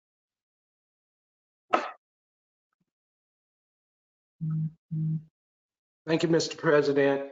Council, you have before you Resolution 20-75, which is a disposition resolution for the destruction of specific public records. This resolution is in accordance with our Municipal Records Manual, which was adopted in 1993 and revised in 2008, and again amended in 2009. And this is according to state statute that allows within the specified time limits for the destruction of records that are no longer serving a public purpose. As you see from the extensive list, we've got records dating from 1999 to 2017 in terms of records by the Finance Department. This is also part of a process we're undergoing now as we purge the building of a lot of unnecessary records. One, as we get ready to make the move for temporary space and ultimately for reconstruction. And two, again, just according to the public statute or state statute, that the records can be destroyed as no longer having a public purpose. There's also police department records dating from 2002 to 2011 that include burglary, robbery, theft, arson, miscellaneous reports that were collected and stored over those years. Some of the types of records in the Finance Department are copies of checks, vendor licenses, zoning payments, old tax bills, Berkheimer receipts, old tax ledgers, tickets and citation, court receipts, parking tickets, old tax assessments, and meter collection reports that have no value. So with that, it's our request that according to the municipal records manual adopted, that these records be authorized for destruction. Thank you for that detailed report on why records are destroyed. Council, any questions or comments? Councilman Jones. I have a concern and then I have a question. You know, it does say 2017, which is a matter of 3 years ago. I think it's too soon and too early. And what are other townships doing? I hear folks are digitizing records and they're making them accessible. We had a recent litigation that stemmed from a covert where we had no clue on who was responsible before because records somehow weren't available. Who's to say 15, 20 years from now, someone wants to file suit or they need some type of information from us and we tell them that the records are going. Another issue I have too is that the criminal justice system is very large and there are people still fighting cases and still trying to, you know, expunge records that can go back as far as 2011. So I don't see it being the best option to get rid of records, but more so preserve them and make them digital in some way. Thank you, Councilmember Jones. Those are good points. Those records that you're referencing specifically, they actually are, for instance, the return tax bills. We have those electronically. We know what those bills are. These are just bills that were sent out, returned, and of no longer of value. Any of the records, bills that were sent were actually printed from electronic media to send out. So if there's any request about those, that they'll come back. They can come back to us and we can recount them from the system. This is just paper in boxes that's creating a significant fire hazard and has been for quite some time, along with the rest of these records. As far as all of these other records are concerned, again, we, like other cities, all of us operate according to a statute, state statute that allows for the destruction of records. And we do that routinely. Other communities do it. I will have you know that a part of our 2021 budget requests, operating budget requests that'll be coming to council is actually a scan and digitization project. We're maintaining a lot of records as we're going through emptying out the attic that we will scan to create and create. But those records are ones that, according to state law, have to be maintained and don't need to be destroyed. These have no value in terms of this, but if in terms of maintaining them in paper copies, and if somebody has a case or an issue that they need to deal with regarding to the records, yeah, some of it legally doesn't hold any ground anyway. The rest of it, we do have the ability to recall from tax payments, etc., for several years.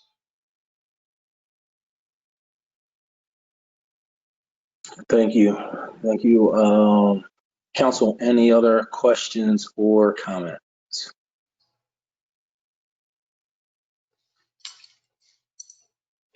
All right, seeing none, can we have a motion to pass resolution number 20-75, which is the destruction of records for the Finance Department records from 1999 to 2017 and the Police Department records from 2002 to 2011.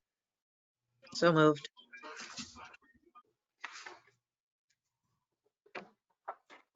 Second. Madam Secretary, can we have roll call, please? Valerie Scott Cooper, Aye. Hakeem Jones, Sonia Sanders, Aye. Heather Lewis, Aye. Thomas LaPera, Aye. Rebecca Smith, Aye. Eric Perry. Aye. The ayes have What it. was your vote, Hakeem? Hakeem, was your vote yes or no? Yes, aye. Okay, thanks.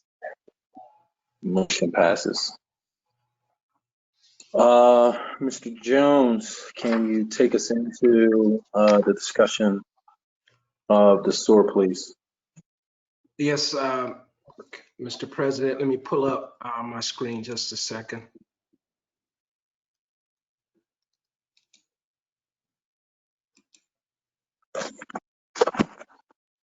Okay, where is it?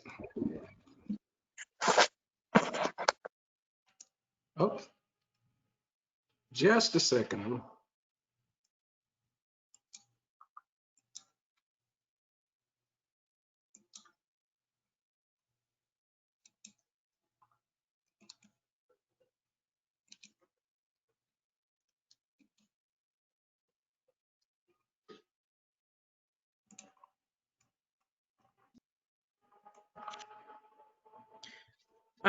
Mr. Jones, can I just point your attention to the chat that Miss Littles, since you're going to go into the discussion of the sewer sale, her question was, where's the money going to go? So can you just highlight that section when you get to it, please? I sure will. Thank you. Thank you.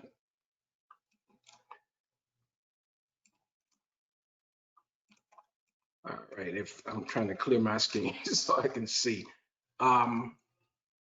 So where this, where this all actually began, and the purpose of this discussion is Council President Perry asked me not so much to rehash the presentations that have been made. That information is certainly available on our website, along with several other documents, including the asset purchase sale documents. We did update some frequently asked questions related to that. There were a few questions that were added today. I'll pull them up in a minute and share those questions. That I know one of the prominent ones that came up was, did council vote to dissolve the authority at their August 18, 2020 work session? And the answer is no. Council voted 5-2 to approve advertisement of the ordinance, and the council has taken no action on the ordinance yet. The second question that was added to the website, frequently asked questions, are the proceeds from the sale of the sewer system paying for municipal hall renovation? The answer to that is no. There's a reference to municipal hall renovation in the presentation, and I'll clear that up. But the renovation project, actually, we already have the money in the bank. Council actually in May approved issuance of bonds and a refinancing to get the funds for that.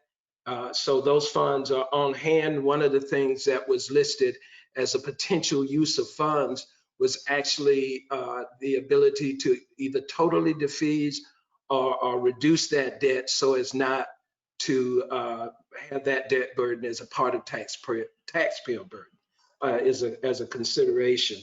One of the other questions had to do. Mr. Jones, can you say that in regular English? Because that was a lot of tax burden. And can you just say that it's going to stop us from raising taxes? Is that what you meant? That's exactly what I meant. I'm sorry. I just wanted plain English, please. Thank you. Yes, that it was so that we wouldn't have to, if council chose, they can use some of those funds to offset having to raise taxes. And I'm trying to remember this. Mr. Jones, 1 second. Can you tell us what the building is currently doing while you guys work inside the building? I would definitely, please put that out there. Sure. We've the building we've had 2 floods so far this year where we've had pipe bursts, and the systems inside the building are just old, and what's happening is our HVAC system, the pipes are rotted out, and the building is flooding and it's displacing staff, is causing us to have to do hazard mitigation every time the building floods. And so we had 2 in the month of, I think it was the month of July, one in the end of July, one in August, and we'd had another one early in the year. The assessments that were done on the building, on the system, we were led to believe, and we certainly believe it, that this is just a signal of more to come. So the building is really, really in bad shape. There have been no capital improvements or capital planning to the building since actually the building was built in '72. And so the building is starting to show its age. The HVAC system is obsolete. The air handling system is obsolete. The building has been kind of patched up and chopped up over the course of the years, where the air circulation does not work. There's not enough space. Anybody who's visited the police department knows there's not enough space for the police department. And what this will do, this renovation is going to do, is enhance not only the living, the working conditions for the employees, but it actually is going to improve the experience for residents and others who do business with the municipality. So that, for instance, if you come to get a permit, you don't have to go upstairs to apply for the permit, come back downstairs to pay for the permit, and go back upstairs to get the permit you paid for. To be one-stop shopping. The wiring in the building is very old, which is why we have power outages a lot. We have internet outages a lot. Website down way more than we should. The building is just old. So in addition to just the environmental hazards related to all of that, just the efficiency of doing business. Is Chief Talbot on this call? I don't see him. Are you here, Chief? No, Mr. President, he's not. Mr. Jones, can you give us a breakdown of what the police department is currently working in or not working in regards to this building also? Well, the police department at one point, we were in trailers when we had a portion of them in trailers when we had the first flood, and some of them were scattered in different parts of the building as we went through the mitigation process. But the police department for years has been operating in a situation that was kind of untenable for any police department. They don't even have adequate space to interview, victims, suspects, the whole 9 yards. It's just the building as it is currently laid out, and it just does not allow for the police department to adequately serve citizens, serve victims, serve anybody. So, if anybody's ever visited our police department, they know it. That was the biggest impression on me the first night I interviewed in Norristown, was how tight and cramped the police department operations were. If I might go, I'm sorry. Go ahead with the discussion, please. Okay, I didn't hear you well, but if you said go on, I'm prepared to do that. One of the other questions that came up was that will the current authority employees be fired as a result of this sale? And the answer again is no. One of the things that council mandated in even considering this the sale was that prospective bidders, including Aqua, would have to guarantee that the employees would remain. They did that, which is pretty typical in a utility sale. One of the other things that a utility sale does, and the employees will be the opportunity for promotion or to spread out in various plant operations that Aqua operates. So the employees are intact. The Aqua would honor their collective bargain agreement as well. So that there's no issue with that. With that, in terms of those questions, and again, we've added those questions so anybody can go to our website, see the additional information. This presentation has actually been uploaded to the website as well. I'll start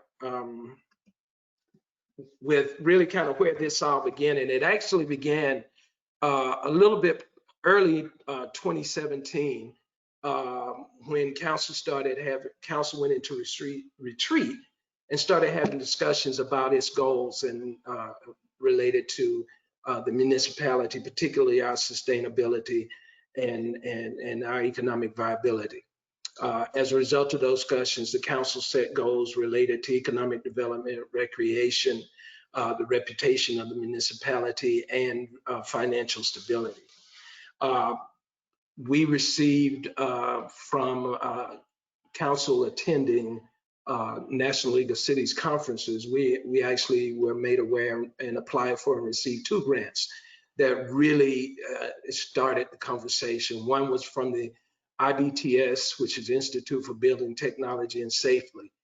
We won a $40,000 grant for them really to come, and they spent about 2.5, 3 months in Norristown, where they did an assessment of the strengths, weaknesses, and challenges to the economic sustainability and resiliency. What do I mean by that? Can Norristown recover if there was a serious man-made natural threat? Does the municipality have the ability to recover? I'll share with you in a few minutes, in a few slides, the answer to that question, which was our economic vulnerability was the most, our weakness was our biggest weakness in terms of doing that. And that started the conversation. There were council members, community leaders, residents, staff who participated with a team of experts from around the country who deal with and analyze those type of issues to get a report from Norristown in terms of things we needed to be concerned about in terms of how do we survive. A second grant was a $250,000 grant we won same year from the National League of Cities group, working with them, National Resource Network, which was designed to both, again, assess our financial position in the long run and address the issue that we had in terms of declining revenues, not unique to Norristown, but certainly unique because we are a county seat, and a lot of the properties that we have are non-taxable. And because of our sustainability, our ability to bounce back and actually fiscally sustain, maintain our government are at stake. And that was really rooted in a few things. One, the fact that we do have residents who are some of the poorest in Montgomery County. And 2, because we didn't have and don't have a viable business community that can help sustain it as well. So the outcome of that report was that a 5-year plan was put in place in terms of what Norristown needed to consider in terms of looking at its viability as a sustainable local government. I take these words that hard decisions to protect the municipality's credit rating, to stabilize the fund balance, and reduce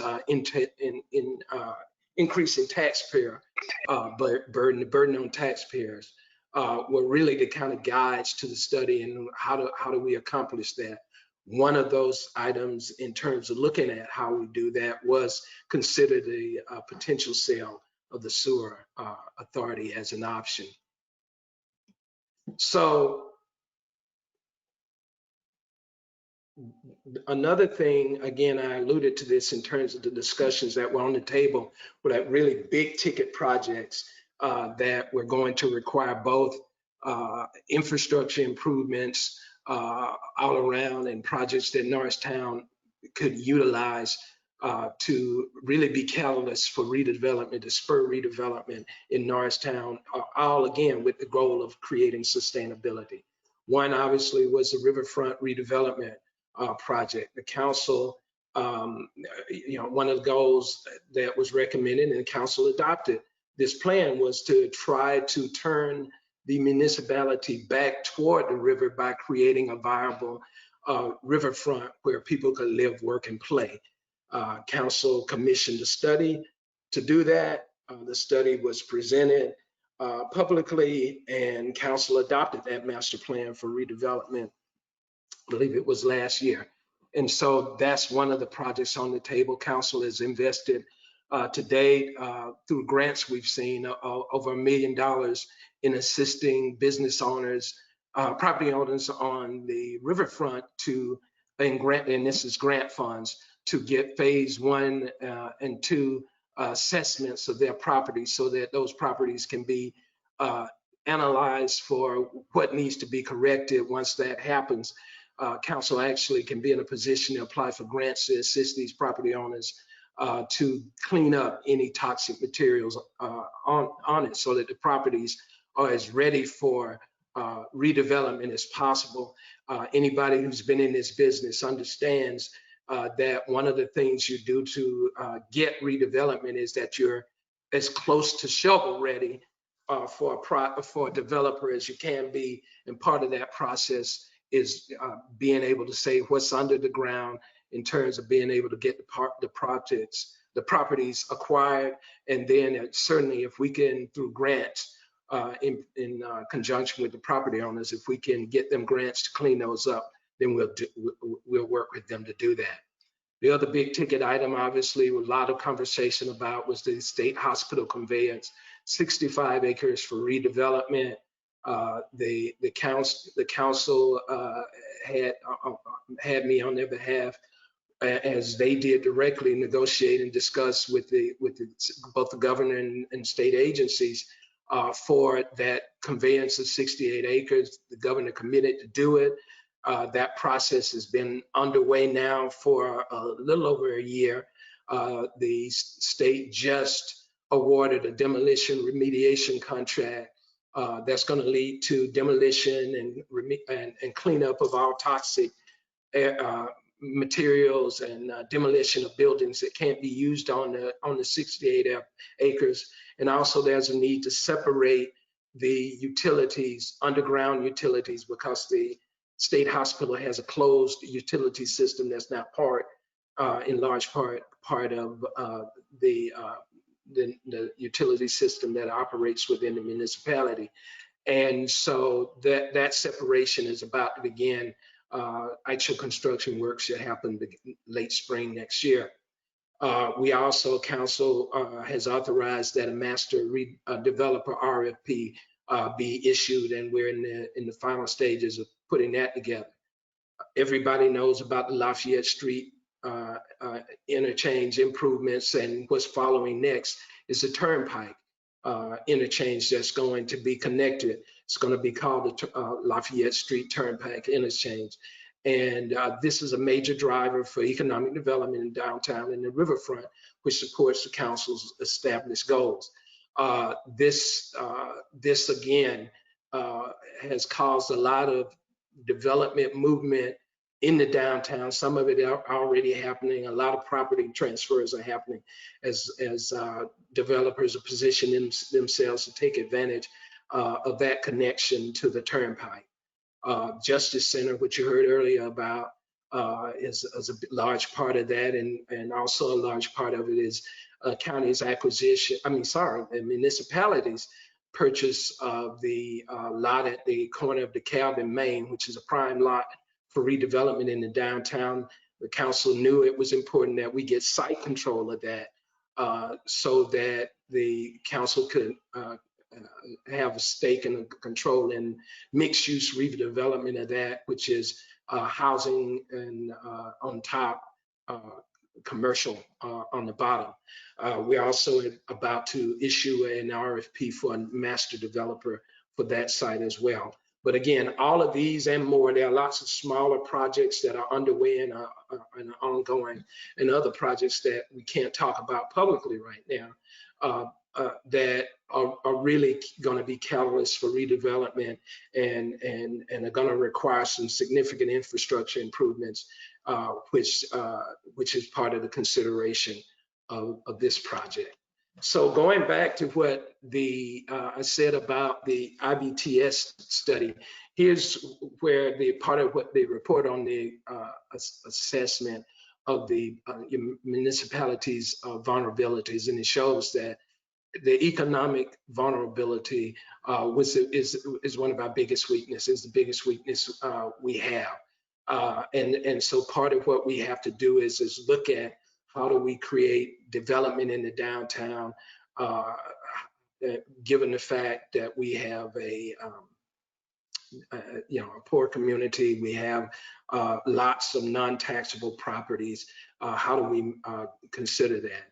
And we needed to look at, as council was advised, every opportunity we have for creating things to actually spur economic development so that the community itself can survive. One of the things we knew, and it's again on the website, you can see that on the previous presentations, that the municipality's ability to sustain itself from tax revenue was declining as well.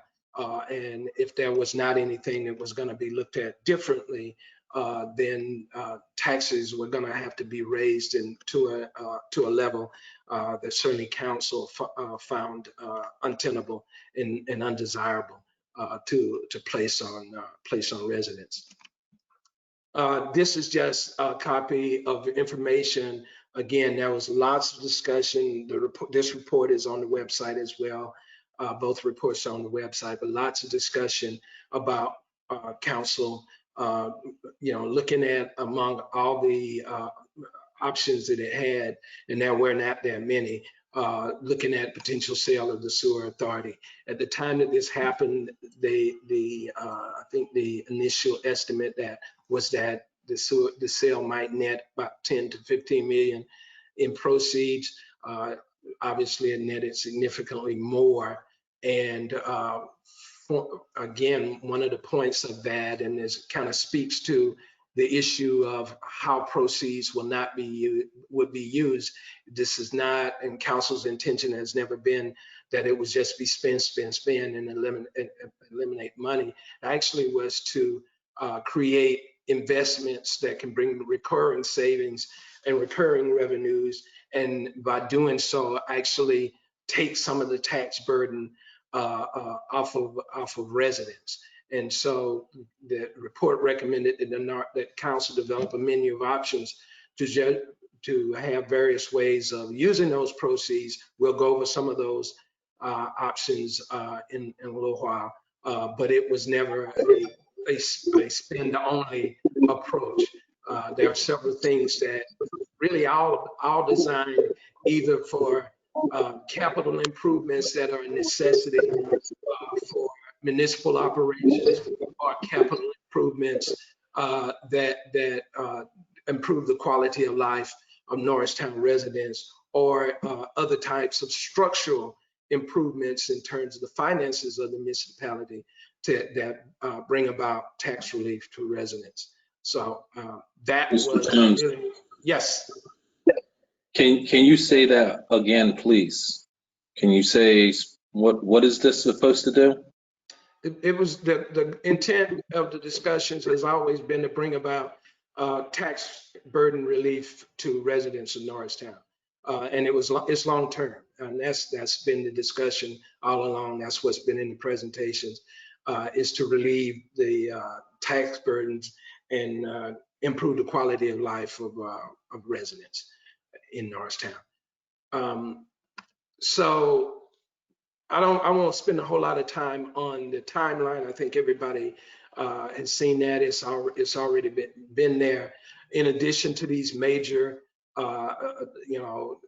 things that occurred, milestones that occurred, there were several meetings related to, again, the National Resource Network, public meetings, IBTS, public meetings. There were a couple of meetings between council and the board For the sewer authority, there were several meetings between the bidders and PFM and sewer authority staff about the potential for the sale as council investigated, got information. Again, I'll say that the board and the authority were very cooperative in assisting in gathering that information. But it was a process that has taken some time, resulting ultimately in the request for bids being issued in January 2020, and in May of 2020, the last action, the first public session that was, and then the meetings that happened intermittently between. Mr. Jones, before you continue, can you address the issue of the rate increase and the correlation between the sale and the spur of the development that is on the horizon for us and how that impacts the rates? Well, absolutely. So one of the things about initiating economic development is actually to increase the property values, to get businesses in town. Again, the goal is so that the tax burden to maintain the city and sustain the city is not on residents. One of the things that, again, when we looked at the projects that are on the table, largely spurred by what's happening in terms of both the turnpike coming, county's $400 million project, some of the other things that the council has done in terms of investing in properties to gain site control, et cetera, are causing a lot of property movement and property transfers to happen in downtown as folks recognize that development is imminent in Norristown. So what that positions the municipality for is an ability to not only incentivize businesses and developers to invest in Norristown, but the corollary is that it'll reduce tax burden. That was another part of the question you had. If you can repeat it, I want to make sure. Yes, and I guess the there, with the development that with a higher density with the development of residents and things like that, how does that impact? I mean, I know, but you know what I mean, with the spread, since now we have more residents, that bill gets spread over, you know what I mean, not 35,000 people, but if we increase it, by 1,000, 2,000 residents, then the rates are spread out not only amongst Norristown residents, but the entire Aqua community that uses their service. Right, and one of the things that is clear, and I'll say, and this is, there's never been, in terms of both the initial and ongoing comments and discussions about this, there's never been, I don't see any attacks from council, and certainly not any attacks from staff as it relates to the sewer authority itself, and certainly not the board. I personally have a great deal of respect for Barry and his team. But one of the things that we look at is, and as a person who actually successfully managed a city that had power, water, sewer, utilities, is that the investment in the system to accomplish all of these projects and more is very, very significant. There's a slide in here that'll talk about the fact that not only was the commitment from Aqua in their bid to the municipality was the 82 million, but because the council talked about the importance of investing in pipes in the ground, and we know that the sewer authority has a project out at the plant itself, which is great. There was a need for investment in infrastructure to be able to support all of the development projects that are on the table and trying to come. And so Aqua responded to that by making a commitment that they would, at minimum, $1 million a year for the first 10 years. Both parties reported, both bidders reported to the municipality that in doing their due diligence and making a bid, they recognized that there was $20 to $30 million that needed to be of infrastructure improvements that were necessary, both in pipes in the ground and in the system itself. 20 and 30 million. That's how they respectively for those operations that would need to be addressed in the short term.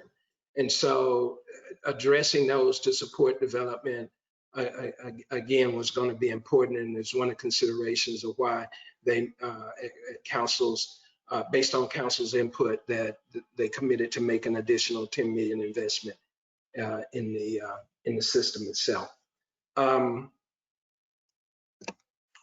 So that talked about the timeline. So once the sale approval is underway, and this is more about here's the process, and the final approval of the sale happens, and then while this process is going through the PUC process, and I think this might address a question somebody raised, the council's intent, as it always has been, was to have a series of multiple town hall meetings throughout the community over the course. It's going to take about a year and so to go through this PUC process, was to have get community input about the proposed uses of the proceeds from the sale.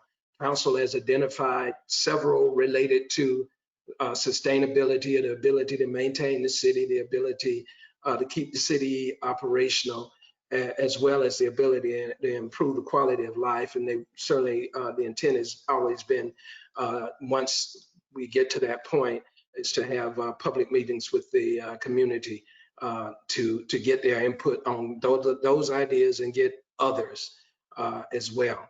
I know we did and get one, and that had to do with council consideration from the public, council consideration in the reduction of EIT, which was added to the list of potential things to talk about.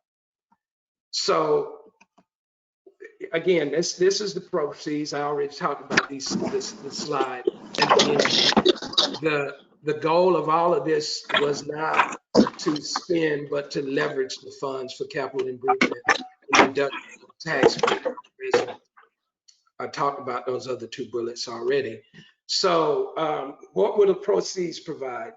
Tax relief, taxpayer relief, needed capital improvements, quality of life improvements. You know, these funds could be leveraged against capital debt and capital improvements to the municipality, for the municipality, and in terms of recreation center, in terms of vehicle and other purchases. Consolidation of the fire department is a big opportunity on the table, which in itself just that consolidation would be a significant reduction in terms of capital expenses to taxpayers as well. So there are lots of things there, but the overall goal was to reduce Norristown's long-term economic resilience, vulnerability, and to avoid the need to have to make really significant tax rate increases on residents. So Crandall, I got a question before we move on.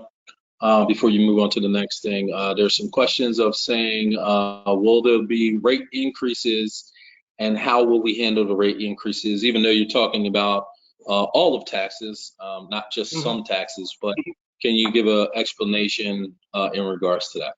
Right. Well, I know that in his disclosure, the Aqua, as well as the other bidder, had to put out based on their schematics what a rate increase would look like. And in putting that out, what their methodology would say what a rate increase looked like. Both bidders actually admitted the fact that PUC was not going to do that. PUC's history is, and I know that to be the case, has always been to be gradual in doing that. I think also one of the other things we look at in terms of based even on the timing of the sale and going through the process, it would probably be 3 to 5 years before there was any increase at all in sewer rates as a result of this. One of the things that council also was aware of and is on this list of potential uses is to establish, again, for the sake of this conversation, an investment fund or a trust which would help offset sewer rate increases in a legacy fashion. So it wouldn't be a short term, it wouldn't be a direct payment to residents or rebate as such, but actually would be an investment in funds and use the interest to the fees for the entirety of the municipality to reduce any any rate increase that Aqua might seek with the PUC, and that would be a part of both the municipalities submissions to the PUC whenever the Aqua would seek a rate increase. But again, the overall goal was to give taxpayer relief, leverage these funds, not just spend them, and reduce the municipality's economic vulnerability. Mr. Jones, before you move on, is that the Middletown? Maybe that was maybe yes. I'm jumping ahead. That's the reference. I was just going to ask you, the other community that is kind of ahead of us in this process that is working on exactly what you just kind of mentioned, because there were some questions about other communities similar suited like Norristown that are engaging in this process. Yes. So Crandall, before you go on, is there any a time where Aqua can do an unplanned tax increase to us? No, any utility rate increase would have to be adjudicated with the PUC. So they don't get to raise their rates. They get to make a rate case to the Public Utilities Commission. Residents, the municipality, businesses, everybody has an opportunity to weigh in on those rate cases with the PUC to appear at those PUC hearings. We get notifications of those in neighboring communities as well in terms of rates or PICO-PU rate case proposals. So it is a very public process. And again, the PUC is very gradual in its approach. It recognizes and will analyze, the community itself in terms of taxpayers' even ability based on the economics of the community to see what's reasonable in doing that. And that's just how the process works with the PUC. Can I add to that in regards to going to the PUC? We will have our government affairs person who works for us, who will be attending those meetings also to make sure we have a voice and that will always be talked for. Yes. Our public affairs consultant does do that on our behalf. So the Middletown Township in Bucks County is an example. I know this about this intimately. I am a colleague of Stephanie Teoli Coles, who's the manager in Middletown. She's been in Middletown now 8 years, managing there. They in 2002 sold their water sewer authority, and one of the things they did with theirs was they created what we're talking about doing. They created a $40 million investment fund. in 2002. That fund still is there. The fund right now actually sits, based on my conversation with her, actually sits at $43 million. The proceeds were invested into an account that would be that was established by ordinance, as it would be here. The funds, but because it's $40 million, it actually generates about $1 million annually in interest, and only the money from the interest is used to offset budget gaps like tax. If there's a consideration for raising taxes, the interest is utilized to offset any tax increase. I will tell you that for the municipality of Norristown, that actually that 1 million actually represents about 1.2 mills in revenue in the municipality, if not a slight bit more. We're about an $880 million. $880,000 is the value of one of our mills. But again, only the interest is used to offset budget. It would take a resolution of council actually to utilize the principle. And one of the things about it is that Stephanie says their move was as controversial as this consideration is, and that citizens are very, very watchful of that and hold their council very accountable.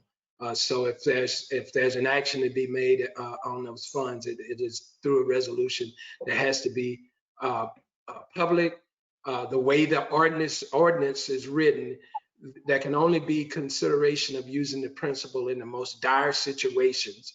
The only time in the time since the 18 years since that fund was established in Middletown that it was considered was when the economic bubble burst in 2008, and they considered it 2008, 2009, but ultimately they found another way to accomplish it, so they did not touch the principle. The funds are managed by a professional fund managers, PFM, who we also use in terms of investment of our funds through the Pliggett Trust, where I serve on the trust. I'm a trustee on that board, and locally they have an investment committee that meets monthly to discuss the funds and issues a public report monthly to the manager and council, so that the public is aware of the status of the funds. And it's that type of oversight and use of the funds that we're talking about in terms of some of the uses of the part of the proceeds, and the council was considering for Norristown with the proceeds. So let's get to some of the potential uses of the funds. And again, I iterate that this is going to go on tour to get citizen input. I think somebody spoke to the issue of that you certainly, it's a large and probably growing list, and you're not going to be able to do everything. But by leveraging funds, you can do several things instead of just straight out spending funds. So we will not only utilize our PFM as our fund advisor, but we also have a separate financial advisor that we utilize in this process in terms of making both evaluating and giving council options in terms of how to go about doing this. One of the things on the table is establishing a fund, again, as I mentioned earlier, to lessen the impact of any future rate increases on residents. Another one was an economic development initiative. The council has already begun acquiring property, but in that acquisition of property, there was direct impact on taxpayers in terms of using general fund dollars to be able to acquire those strategic properties. This would allow us, by setting aside some funds to do that, allow it not to impact property taxes in terms of strategically looking at doing that Again, economic development is primary goal of council. Property tax stabilization fund, as in the same vein as the Middletown Township Fund. There were various park improvements at the beginning of this. Council is undergoing both through use of general fund dollars, but in terms of grants, and we continue to do that, even with these funds, to leverage funds against grants to continue infrastructure and equipment enhancements at parks. We know we have flooding issues that have to be dealt with as part of our vulnerability as a municipality. Those flooding issues and other issues have to be dealt with not only in our parks, but in other places. Pay down debt to support the council's goal of reducing our long-term debt commitment. We have probably in the neighborhood of $15–18 million of pension debt for our fire and police pensions that every year the municipality contributes over $2 million in general fund dollars, which is taxpayers contribute to those funds. Those funds are not whole, they're not solvent yet, and we have been as aggressive as budget allows in trying to bring those funds solvent. But this is an opportunity, again, to take or reduce that from a general fund taxpayer burden as much as possible. This directly speaks to one of the issues raised by the NRN discussion and in discussions with IBTS as well. Right now, we look at our public works operations. We have millions of dollars worth of equipment in our public works operations that we have to have to be able to provide basic routine service to the municipality. That equipment, because we don't have adequate facilities for public works, that equipment is subject to the whims of weather. And actually the lifespan of our equipment is shortened because of the exposure. So one of the things we're looking at as a next phase project is to construct a new public works facility in which it can be, in which all of this equipment can be housed, and public works staff themselves, who are not themselves in the best facilities, will have adequate facilities in which to work. And not only would it provide a safe work environment for them, protect that environment, and it also free up parking space for residents and visitors who need to do business at the municipality. Will also allow us to on-site protection of vehicles as well, so that cops don't have to warm up their vehicles or leave them running. They're not subject to weather too, and maybe being able to respond by getting out of the property as quickly as possible. So that's a consideration, and again, all of that reduces the burden on taxpayers in terms of the frequency at which we have to replace equipment. I talked about. Yes. I got a question. Can you go over leveraging funds and what that means, as well as talking about the pension problem that is all through the state of Pennsylvania, which, when they look at it, they look at council doing something, but they never look at state reps talking to state reps when we have a pension and state senators. Sure. So pension first, and then remind me of the second part, but pension first. Yes, there's a pension crisis in Pennsylvania, period. Relates to police, fire, school boards. That's a large reason for the tax burden, both from school districts and municipalities all over the Commonwealth, is because pension debt is not adequately supported by the state, and so there have been efforts in terms of This council and other councils through our activities with the League of Cities, the Pennsylvania Association of Bureaus and Townships, etc., to lobby the state legislator to give pension relief both to municipalities and counties. There's some relief that does come from the state, but it could be significantly more. But what we get still results in us having to, and taxpayers having to shoulder the burden of about $2 million plus dollars a year to cover police and fire pensions in the municipality. Ask me that first, the other question again, sir. I'm sorry.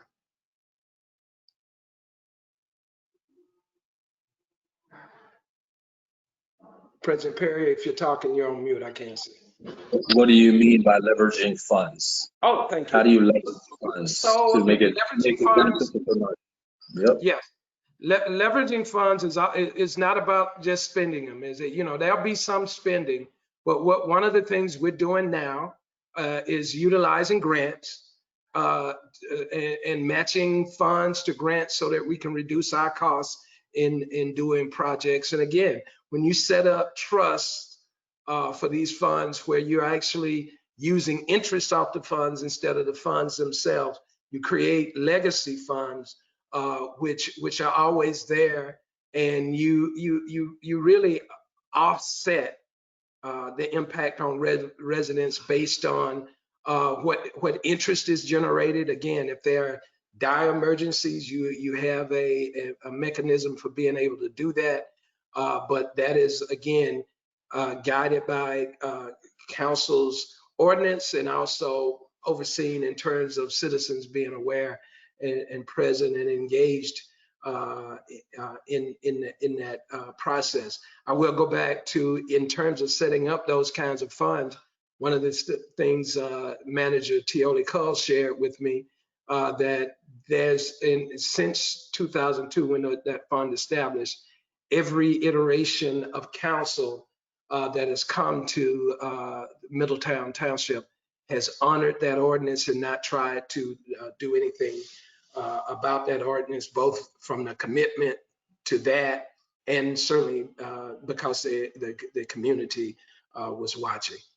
So leveraging is not just spending, is making the best use, and that's talking with our financial advisors as council has been doing over the last few years. One of the outcomes of even what we've been doing with our financial advisors, there was a very, very small tax increase this year. I think it was 0.2%. Norm, correct me if I'm wrong, but actually, if we had not utilized our advisors and gone through the process of doing a refinancing when we made the borrowing for the municipal hall renovation, we were looking at what we would think would be probably a 2%, a 2 mil increase, and we had a 0.2 mil increase in 0.3 mil. I think it's a 0.3 mil increase instead of a 0.2 mil.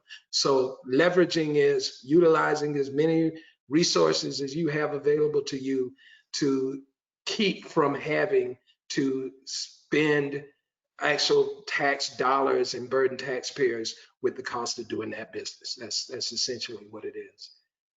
Last question for you. Financially, how do we look? I'm starting to hear that we mismanage funds, and it's just government shortfalls. No, I mean we're financially solid. We still maintain an A. I think it's an AA rating, and we just went back out to market. We had I think it was a AA minus or something, but we went down one notch. But it wasn't because of management. It was one of those things that we couldn't control, which was really kind of speaks to what the NRN and IBTS study said. The decline in our rating was based on the economic viability of the community and the amount of poverty that was in the community. It wasn't, we got A ratings in terms of management and fiscal oversight. We put in tons of new policies over the last few years, and our management is sound. But our rating is still sound, and as a result of that, we had an excellent interest rating when we made that $13 million borrowing. And if Norm, you can chime in. I can't remember what the interest rate was. It was somewhere in the neighborhood of 2% or lower, maybe. But it was excellent interest rate. So we are fiscally sound. But if you look at, again, the documentation is on our website, that is not the long-term status of the municipality if there aren't some steps taken to deal with the resiliency again, which is why this discussion originated in the first place. So Mr. Jones, yeah, I just need a break. I feel like we've been talking in circles for the last hour. Where we left off at our last meeting, and it was very confusing and it was very dysfunctional. Where is Norristown Council with this sewer sale? And what does the timeline look like over the next few weeks? I think many in the public need to know what Norristown Council and the administration wants to do, plans to do, or intends to do regarding this sale. Well, Mr. Jones, and there was one more, Councilmember Jones, I'm there sorry. was one more question. There was one more question about the number of days that we were set to advertise the ordinance. And I think people want a little more clarity on the motion that we passed last meeting in that timeline. Yes. And I'll let the solicitor speak to the advertisement of the ordinance. I know we did it within the prescribed timeline, but in terms of where council stands, I think that's a discussion council has to have. Here's where I stand as manager. I stand wherever the body makes a decision, one way or the other. So my job is to do if the council ultimately decides not to do this, I'm going to do what the council wants to do. But the council's decision as to where they stand, that's a council discussion and not one I can entertain. Understandable. So is there any way the public can have a little clarity on how the motion and the decision last week, how it impacts things and how things move forward? There were some days that were thrown around. There was 30 days, there was 7 days. Remember, we have hired professional and hired staff and folks who've been doing this for many years, who know the lingo, know the jargon. The common person needs to be caught up to speed on how this really works. And I'm just asking tonight if you can clarify with some of our residents where we left off and where we're headed, potentially. Sure. Can I answer that? Can I go into a little bit of details and you tell me if I'm wrong or not? So when we do an advertisement is for 30 days. It's not less than 30 days. Once we go through the advertisement, then we go from there. Am I correct on that, Mr. Kilkenny? The council made a motion to advertise. It will be placed in our newspaper general circulation. It's going to be voted on in the October council meeting, I believe. Which is 30 days after the advertisement, correct? Yeah. That is the process. That was what was in the ordinance, yes. Thank you. And I want to clarify that what was voted on last week was not the sale itself. No. What was voted on last week was to advertise the ordinance for dissolution of the authority. So it was not the sale.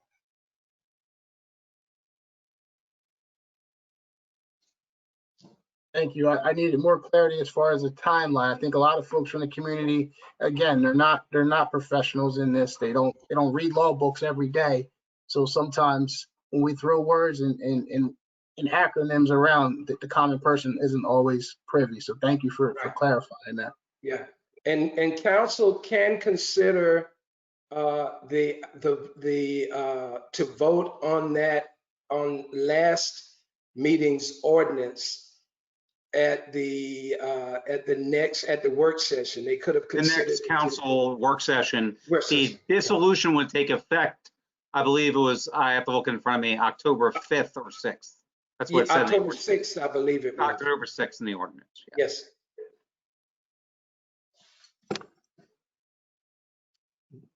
Councilmember Jones, did that answer it for you? It does, and I mean, just one last comment. I get, you know, the list of things that we want to do as a community, the issues that we have financially as a community.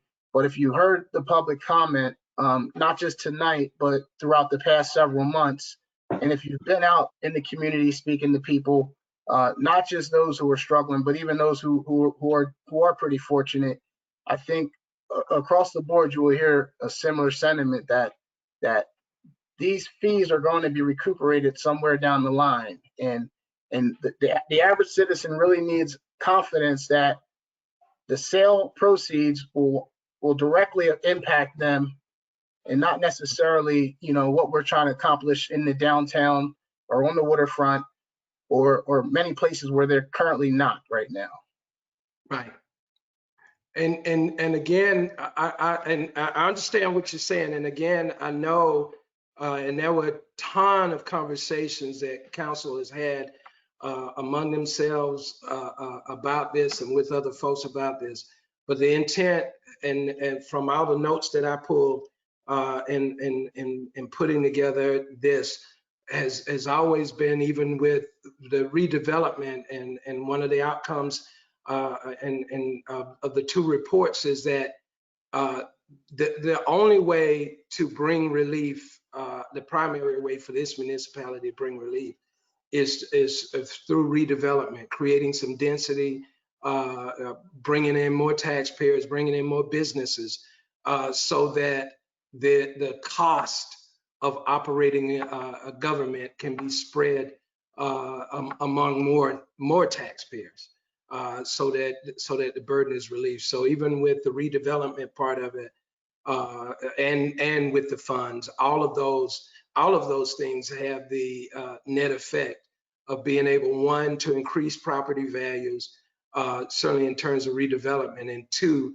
by increase property values, and also reduce the burden on just residential taxpayers, which is really who carries the weight of the operations of the government. And again, the council discussions that I've been a part of have been about how do we lessen that burden, and that was the discussions with NRN, that was discussions with IBTS as well. So just to touch real quickly on density, you mentioned we need to become more dense. We are by far the most dense township in the county. 10,000 people per square mile. You can't find parking. We're crowded. So when you say that, you know, what about the 35, 40,000 other people who are currently here? Right. You know, density is one thing we don't have to worry about. Well, it actually is, with our due respect, and that density, you know, that's kind of twofold to that. So the council's philosophy and practice for the 7 years that I've been here, I think is a right one, is that, you know, do whatever it is the council does, and the council invests over $500,000 in its budget every year for stabilizing home ownership and improving single-family home properties in established neighborhoods. Where the density is needed and recommended is in the downtown. And so part of this is creating on those downtown properties for redevelopment housing that is, you know, condo rental housing that is aligned with transit-oriented development, because we are a transit hub. And by, you know, the county, for instance, in their redevelopment project, they're bringing more folks to work here. So part of the strategy for all the downtown development is to create opportunities for those folks to work here, live here, play here, which in turn brings more revenue to Norristown, which in turns revenue in terms of property taxes, revenue in terms of EIT, and revenue in terms of prosperity for businesses, so that the burden again on existing taxpayers is lessened because there's a bigger tax base. So it's not to burden the neighborhoods, and that's the same thing with the acquisition of state hospital property. That's going to be both significantly commercial, light industrial, but even maybe some residential there, if it makes sense, again, to increase the tax base to take the burden off of the municipality. That's going to be development is what it's going to take to make the city sustainable. Look, like, Vice President, go ahead. yeah, with all respect, like before the 15, 20 years before that happens, this means that we're going to ask poor people to pay more to build property in areas that doesn't belong to them, you know, apartments, etc., which will increase property values, which will make cost of living more expensive for the poor people who paid for the gentrification that doesn't belong to them.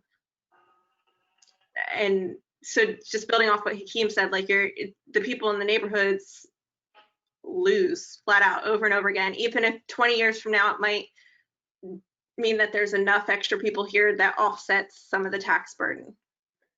Well, I thank you. And it's not just, again, it's not just people, it's commercial redevelopment as well. And so people are part of that, but it's commercial redevelopment as well. So when you look at the redevelopment properties, projects that are on the table, it's really commercial on the bottom, residential on the top, in terms of areas where you're creating density. Riverfront property is really about a strong commercial improvements in the downtown, on the riverfront properties. It's about in the downtown creating business opportunities in the downtown as well. So it's just not totally about residential development, but I think one of the things with that came about even as we were looking at the Western study a couple of years ago, a few years ago before that project came out, was that at that point there was a 9 million unit gap in available rental housing in the United States, and that gap still exists as you know, younger generations are really not looking for traditional neighborhoods. They're looking to be a little bit more mobile in their living arrangements. And so this, what our redevelopment is doing, and certainly targeting, is how in an area that's ripe for development, how do you best maximize that? And that is commercial development and providing for housing opportunities to help deal with that gap, so that people will want to live here, will want to bring EIT here, will want to, you know, you can increase property values with the construction itself.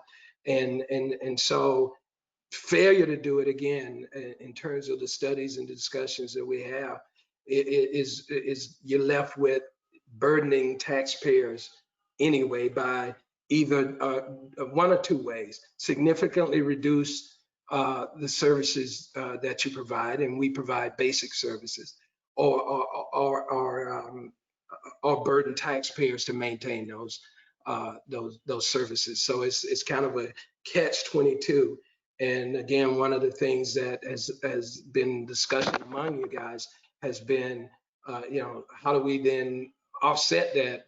And it was by establishing these trust funds that would essentially try to give relief to taxpayers as development is happening, and then certainly once development happens, then increases in business, increases in EIT, and from people working, living here, lessens the need to increase a tax burden on residents. Yeah, I'd just like to add, like, I see the need to have some development, and I've been supportive of some projects like the Times Herald building, or the new development on Main Street. I forget their names. I just don't see the need to pay for it through increased costs to residents and homeowners who already can't afford it.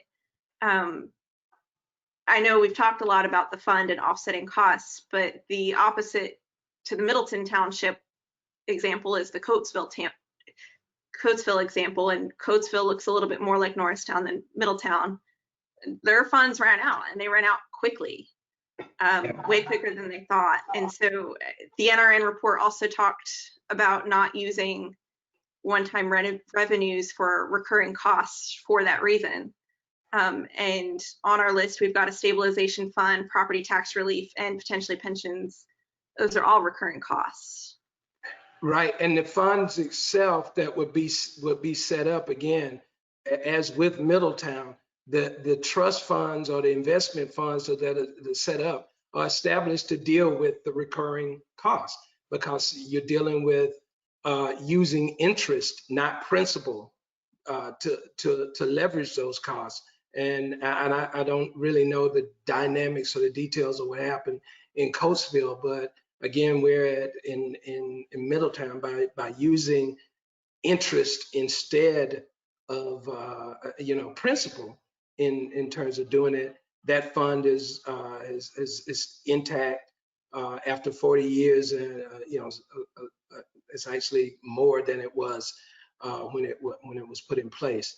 But again, from my standpoint, wherever the council goes with this in this decision, we as staff will do what we do to support wherever council goes with that decision.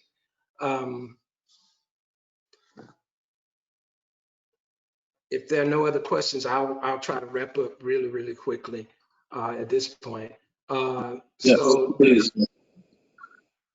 So other ideas were obviously one of the prime goals of council was looking at providing adequate recreation facilities for Norristown residents. The acquisition of the Old Pal building was strategic in that now that municipality pretty much owns that block, future opportunities for renovating their recreation center, again, leveraging some of the funds, spending some of the funds to really redevelop that entire site into something becomes a possibility to enhance the quality of life for residents. The point about municipal hall renovation, it was not to pay for it, the renovation, unless council made a decision to take that $13 million debt off the books, or to reduce that $13 million debt, which is taxpayer debt.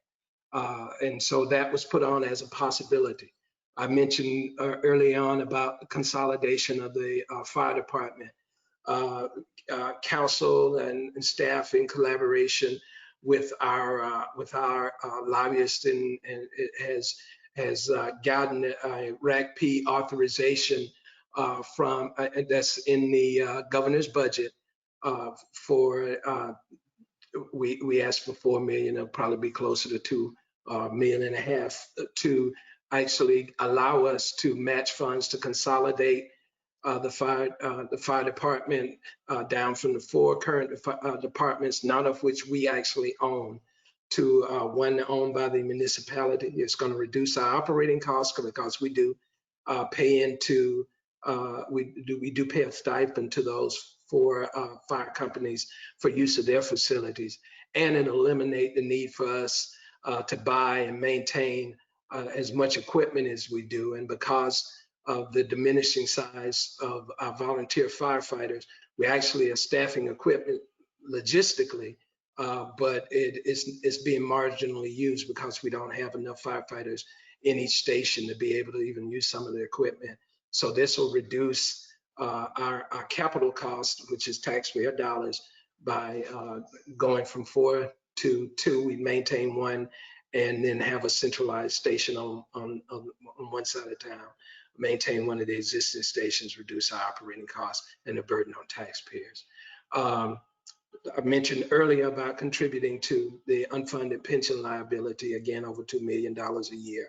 Again, that's over 2 tax mills that we pay to deal with pension debt.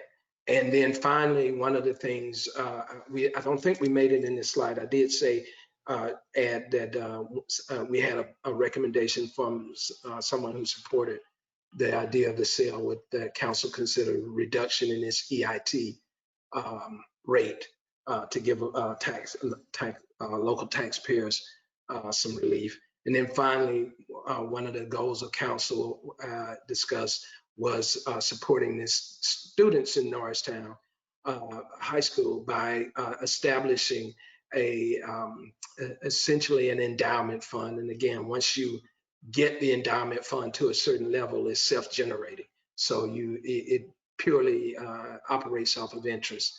And this is, again, one of the things that council had on the table thus far.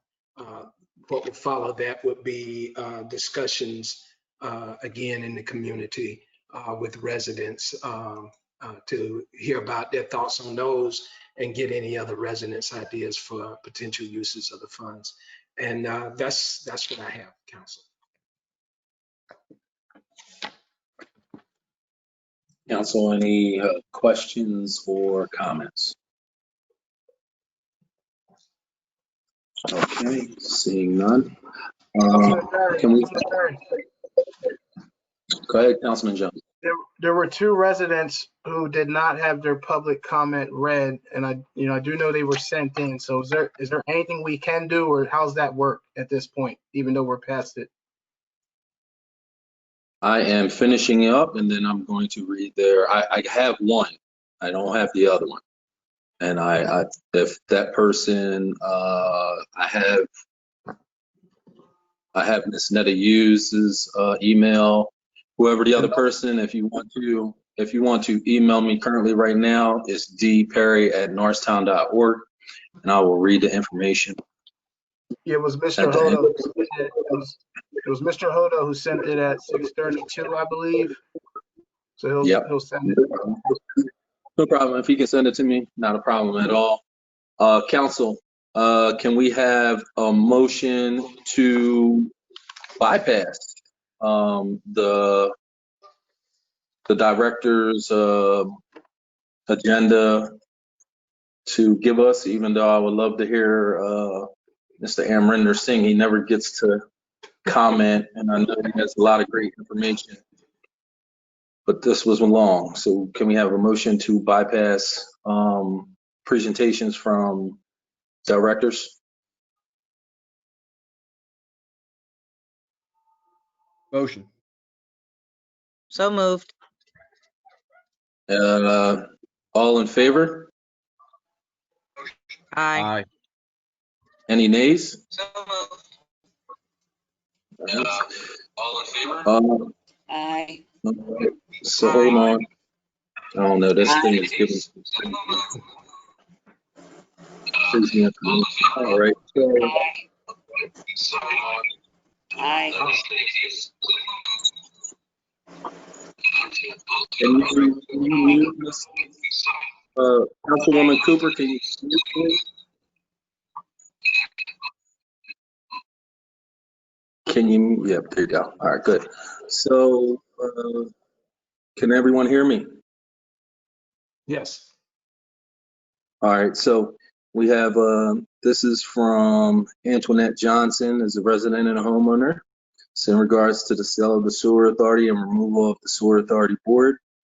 Greetings, there are many issues that need to be addressed pertaining to the above subject. First, the background as to why this council feels the sewer authority should be sold. I asked 5 members why they were voting yes and sell if they had attended any meetings with the authority board. I received responses from 3 members that quite frankly didn't really give an explanation as to why they were voting yes, outside of a prepared statement that it won't support development, and this was planned following any meetings, planned following a conference that council attended. One even responded to the question regarding if they attended any meetings with the authority board by stating, and I quote, "The past 3 years, I have went through every meeting minutes as I done for Conshohocken and Plymouth Joint Authority." I was truly surprised by that response. When I asked the authority board representative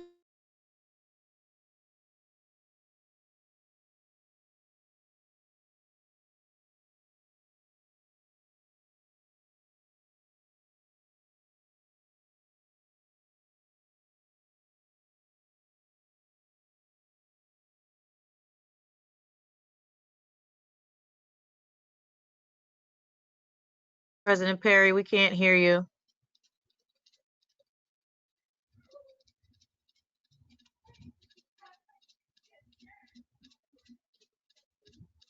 He may be frozen.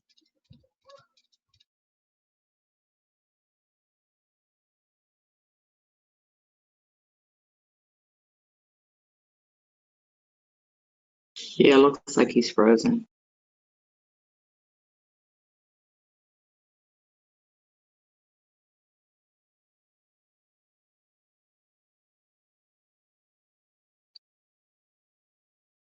Roseanne, do you have Mr. Hodo's No, comment? Because I I think I think we heard Netta's email. I think you read her email. It's Mr. Hodo that was missing.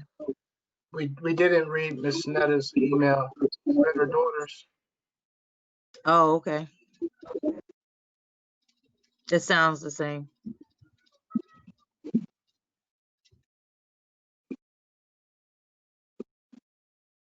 Send him a note. He looks like he's reading. I'm reading it now. I'll pick up on it. Secondly, is the lack of public awareness regarding this subject. I have been told that this has been in the works for 2 years plus. I've never heard anything about the details pertaining to council formally voting on selling the plant until the vote popped up during COVID, when residents were confined to their homes and information sharing was limited.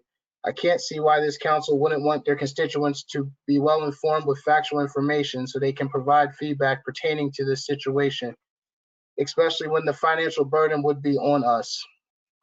My 11 seniors that I'm involved with can't afford an increase and can't trust the possibility that this council will be able to offset the increases for their lifetime. You ask for our vote, you ask for a vote to get elected, you want our feedback when developers are presenting to council about their projects that don't directly impact our bottom line. However, when you have a major issue that will affect every resident, you don't want our input. Help me to understand this matter should be tabled. Lastly, is the deception that council is displaying to the residents of Norristown. The plant isn't falling into the river. It can withstand development. The new townhouses on DeKalb Street and the recent renovations prove that additional infrastructure work isn't needed. Have you told residents that you're selling the last asset that Norristown has? You only do this when you need the money. This isn't the way to get the money on the back of homeowners, tenants, and businesses. I understand the gain from privatization, but it comes at the public's cost. We end up paying the higher taxes from it. The 100 to 300% increase will be a tax on us.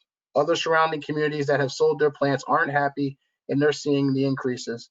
I won't even go into detail regarding how Councilman Perry introduced the subject about dissolving the authority board when it wasn't on the agenda at your last meeting. Deceptive. This needs to be tabled and hearings held. We as residents will be standing up, speaking out, and fighting back against the sale of the sewer plant and dissolving of the board that has ran the facility well. Thank you, Antoinette Netta R. Johnson.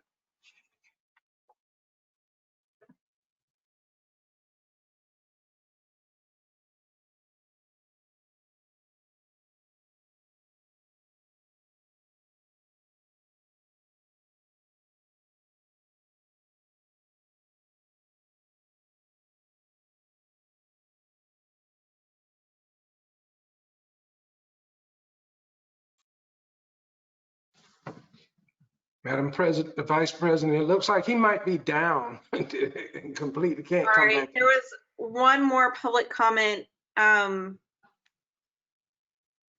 Hakeem. Did you have, oh, Mr. Hodo, I don't actually have a copy of the public comment. Does anybody happen to have a comment? Councilman Jones, you're on mute, but it looked like you said you had a copy.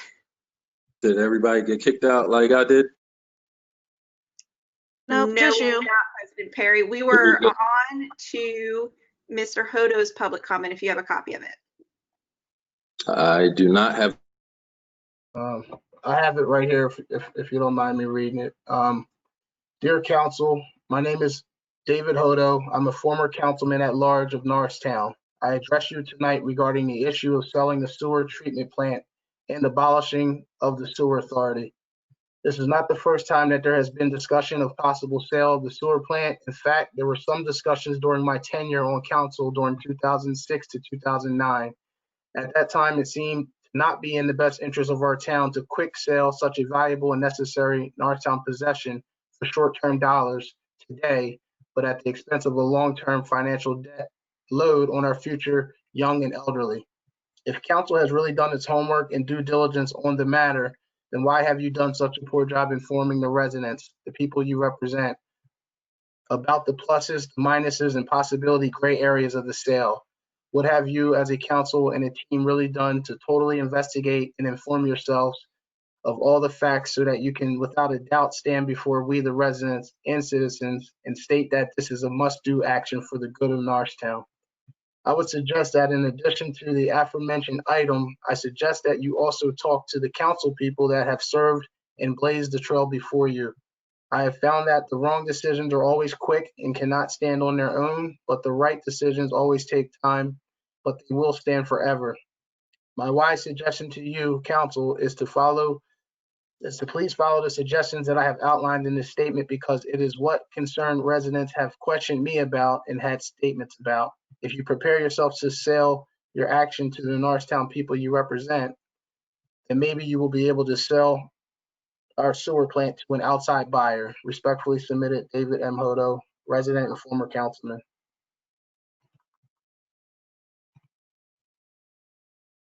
Thank you for your comment. Everyone who had a comment or a question in our chat, we will answer those and put it online to make sure that everything gets answered. This documentation has been put out there. I know I've sent it to the paper, who has not reported this at all in the paper. Hopefully we might get it done this time. This documentation will also be up on our website, so anyone can look at it. So with that being said, can we have President a motion? perhaps, can I, 1 second, perhaps we can pay to have this put in the newspaper, since the paper is not interested in that, it's not news to them, that they don't want to post it for free. Perhaps we may have to pay for the advertisement. Yes, not a problem. If that's what we have to do, that's what we have to do. But this information does need to get out, but we will have it on our site in case anyone wants to share it. I know it was a lot of information. Hopefully it was great information for everyone. And can we have a motion to adjourn? So moved. Second. All in favor? Aye. Aye. Aye.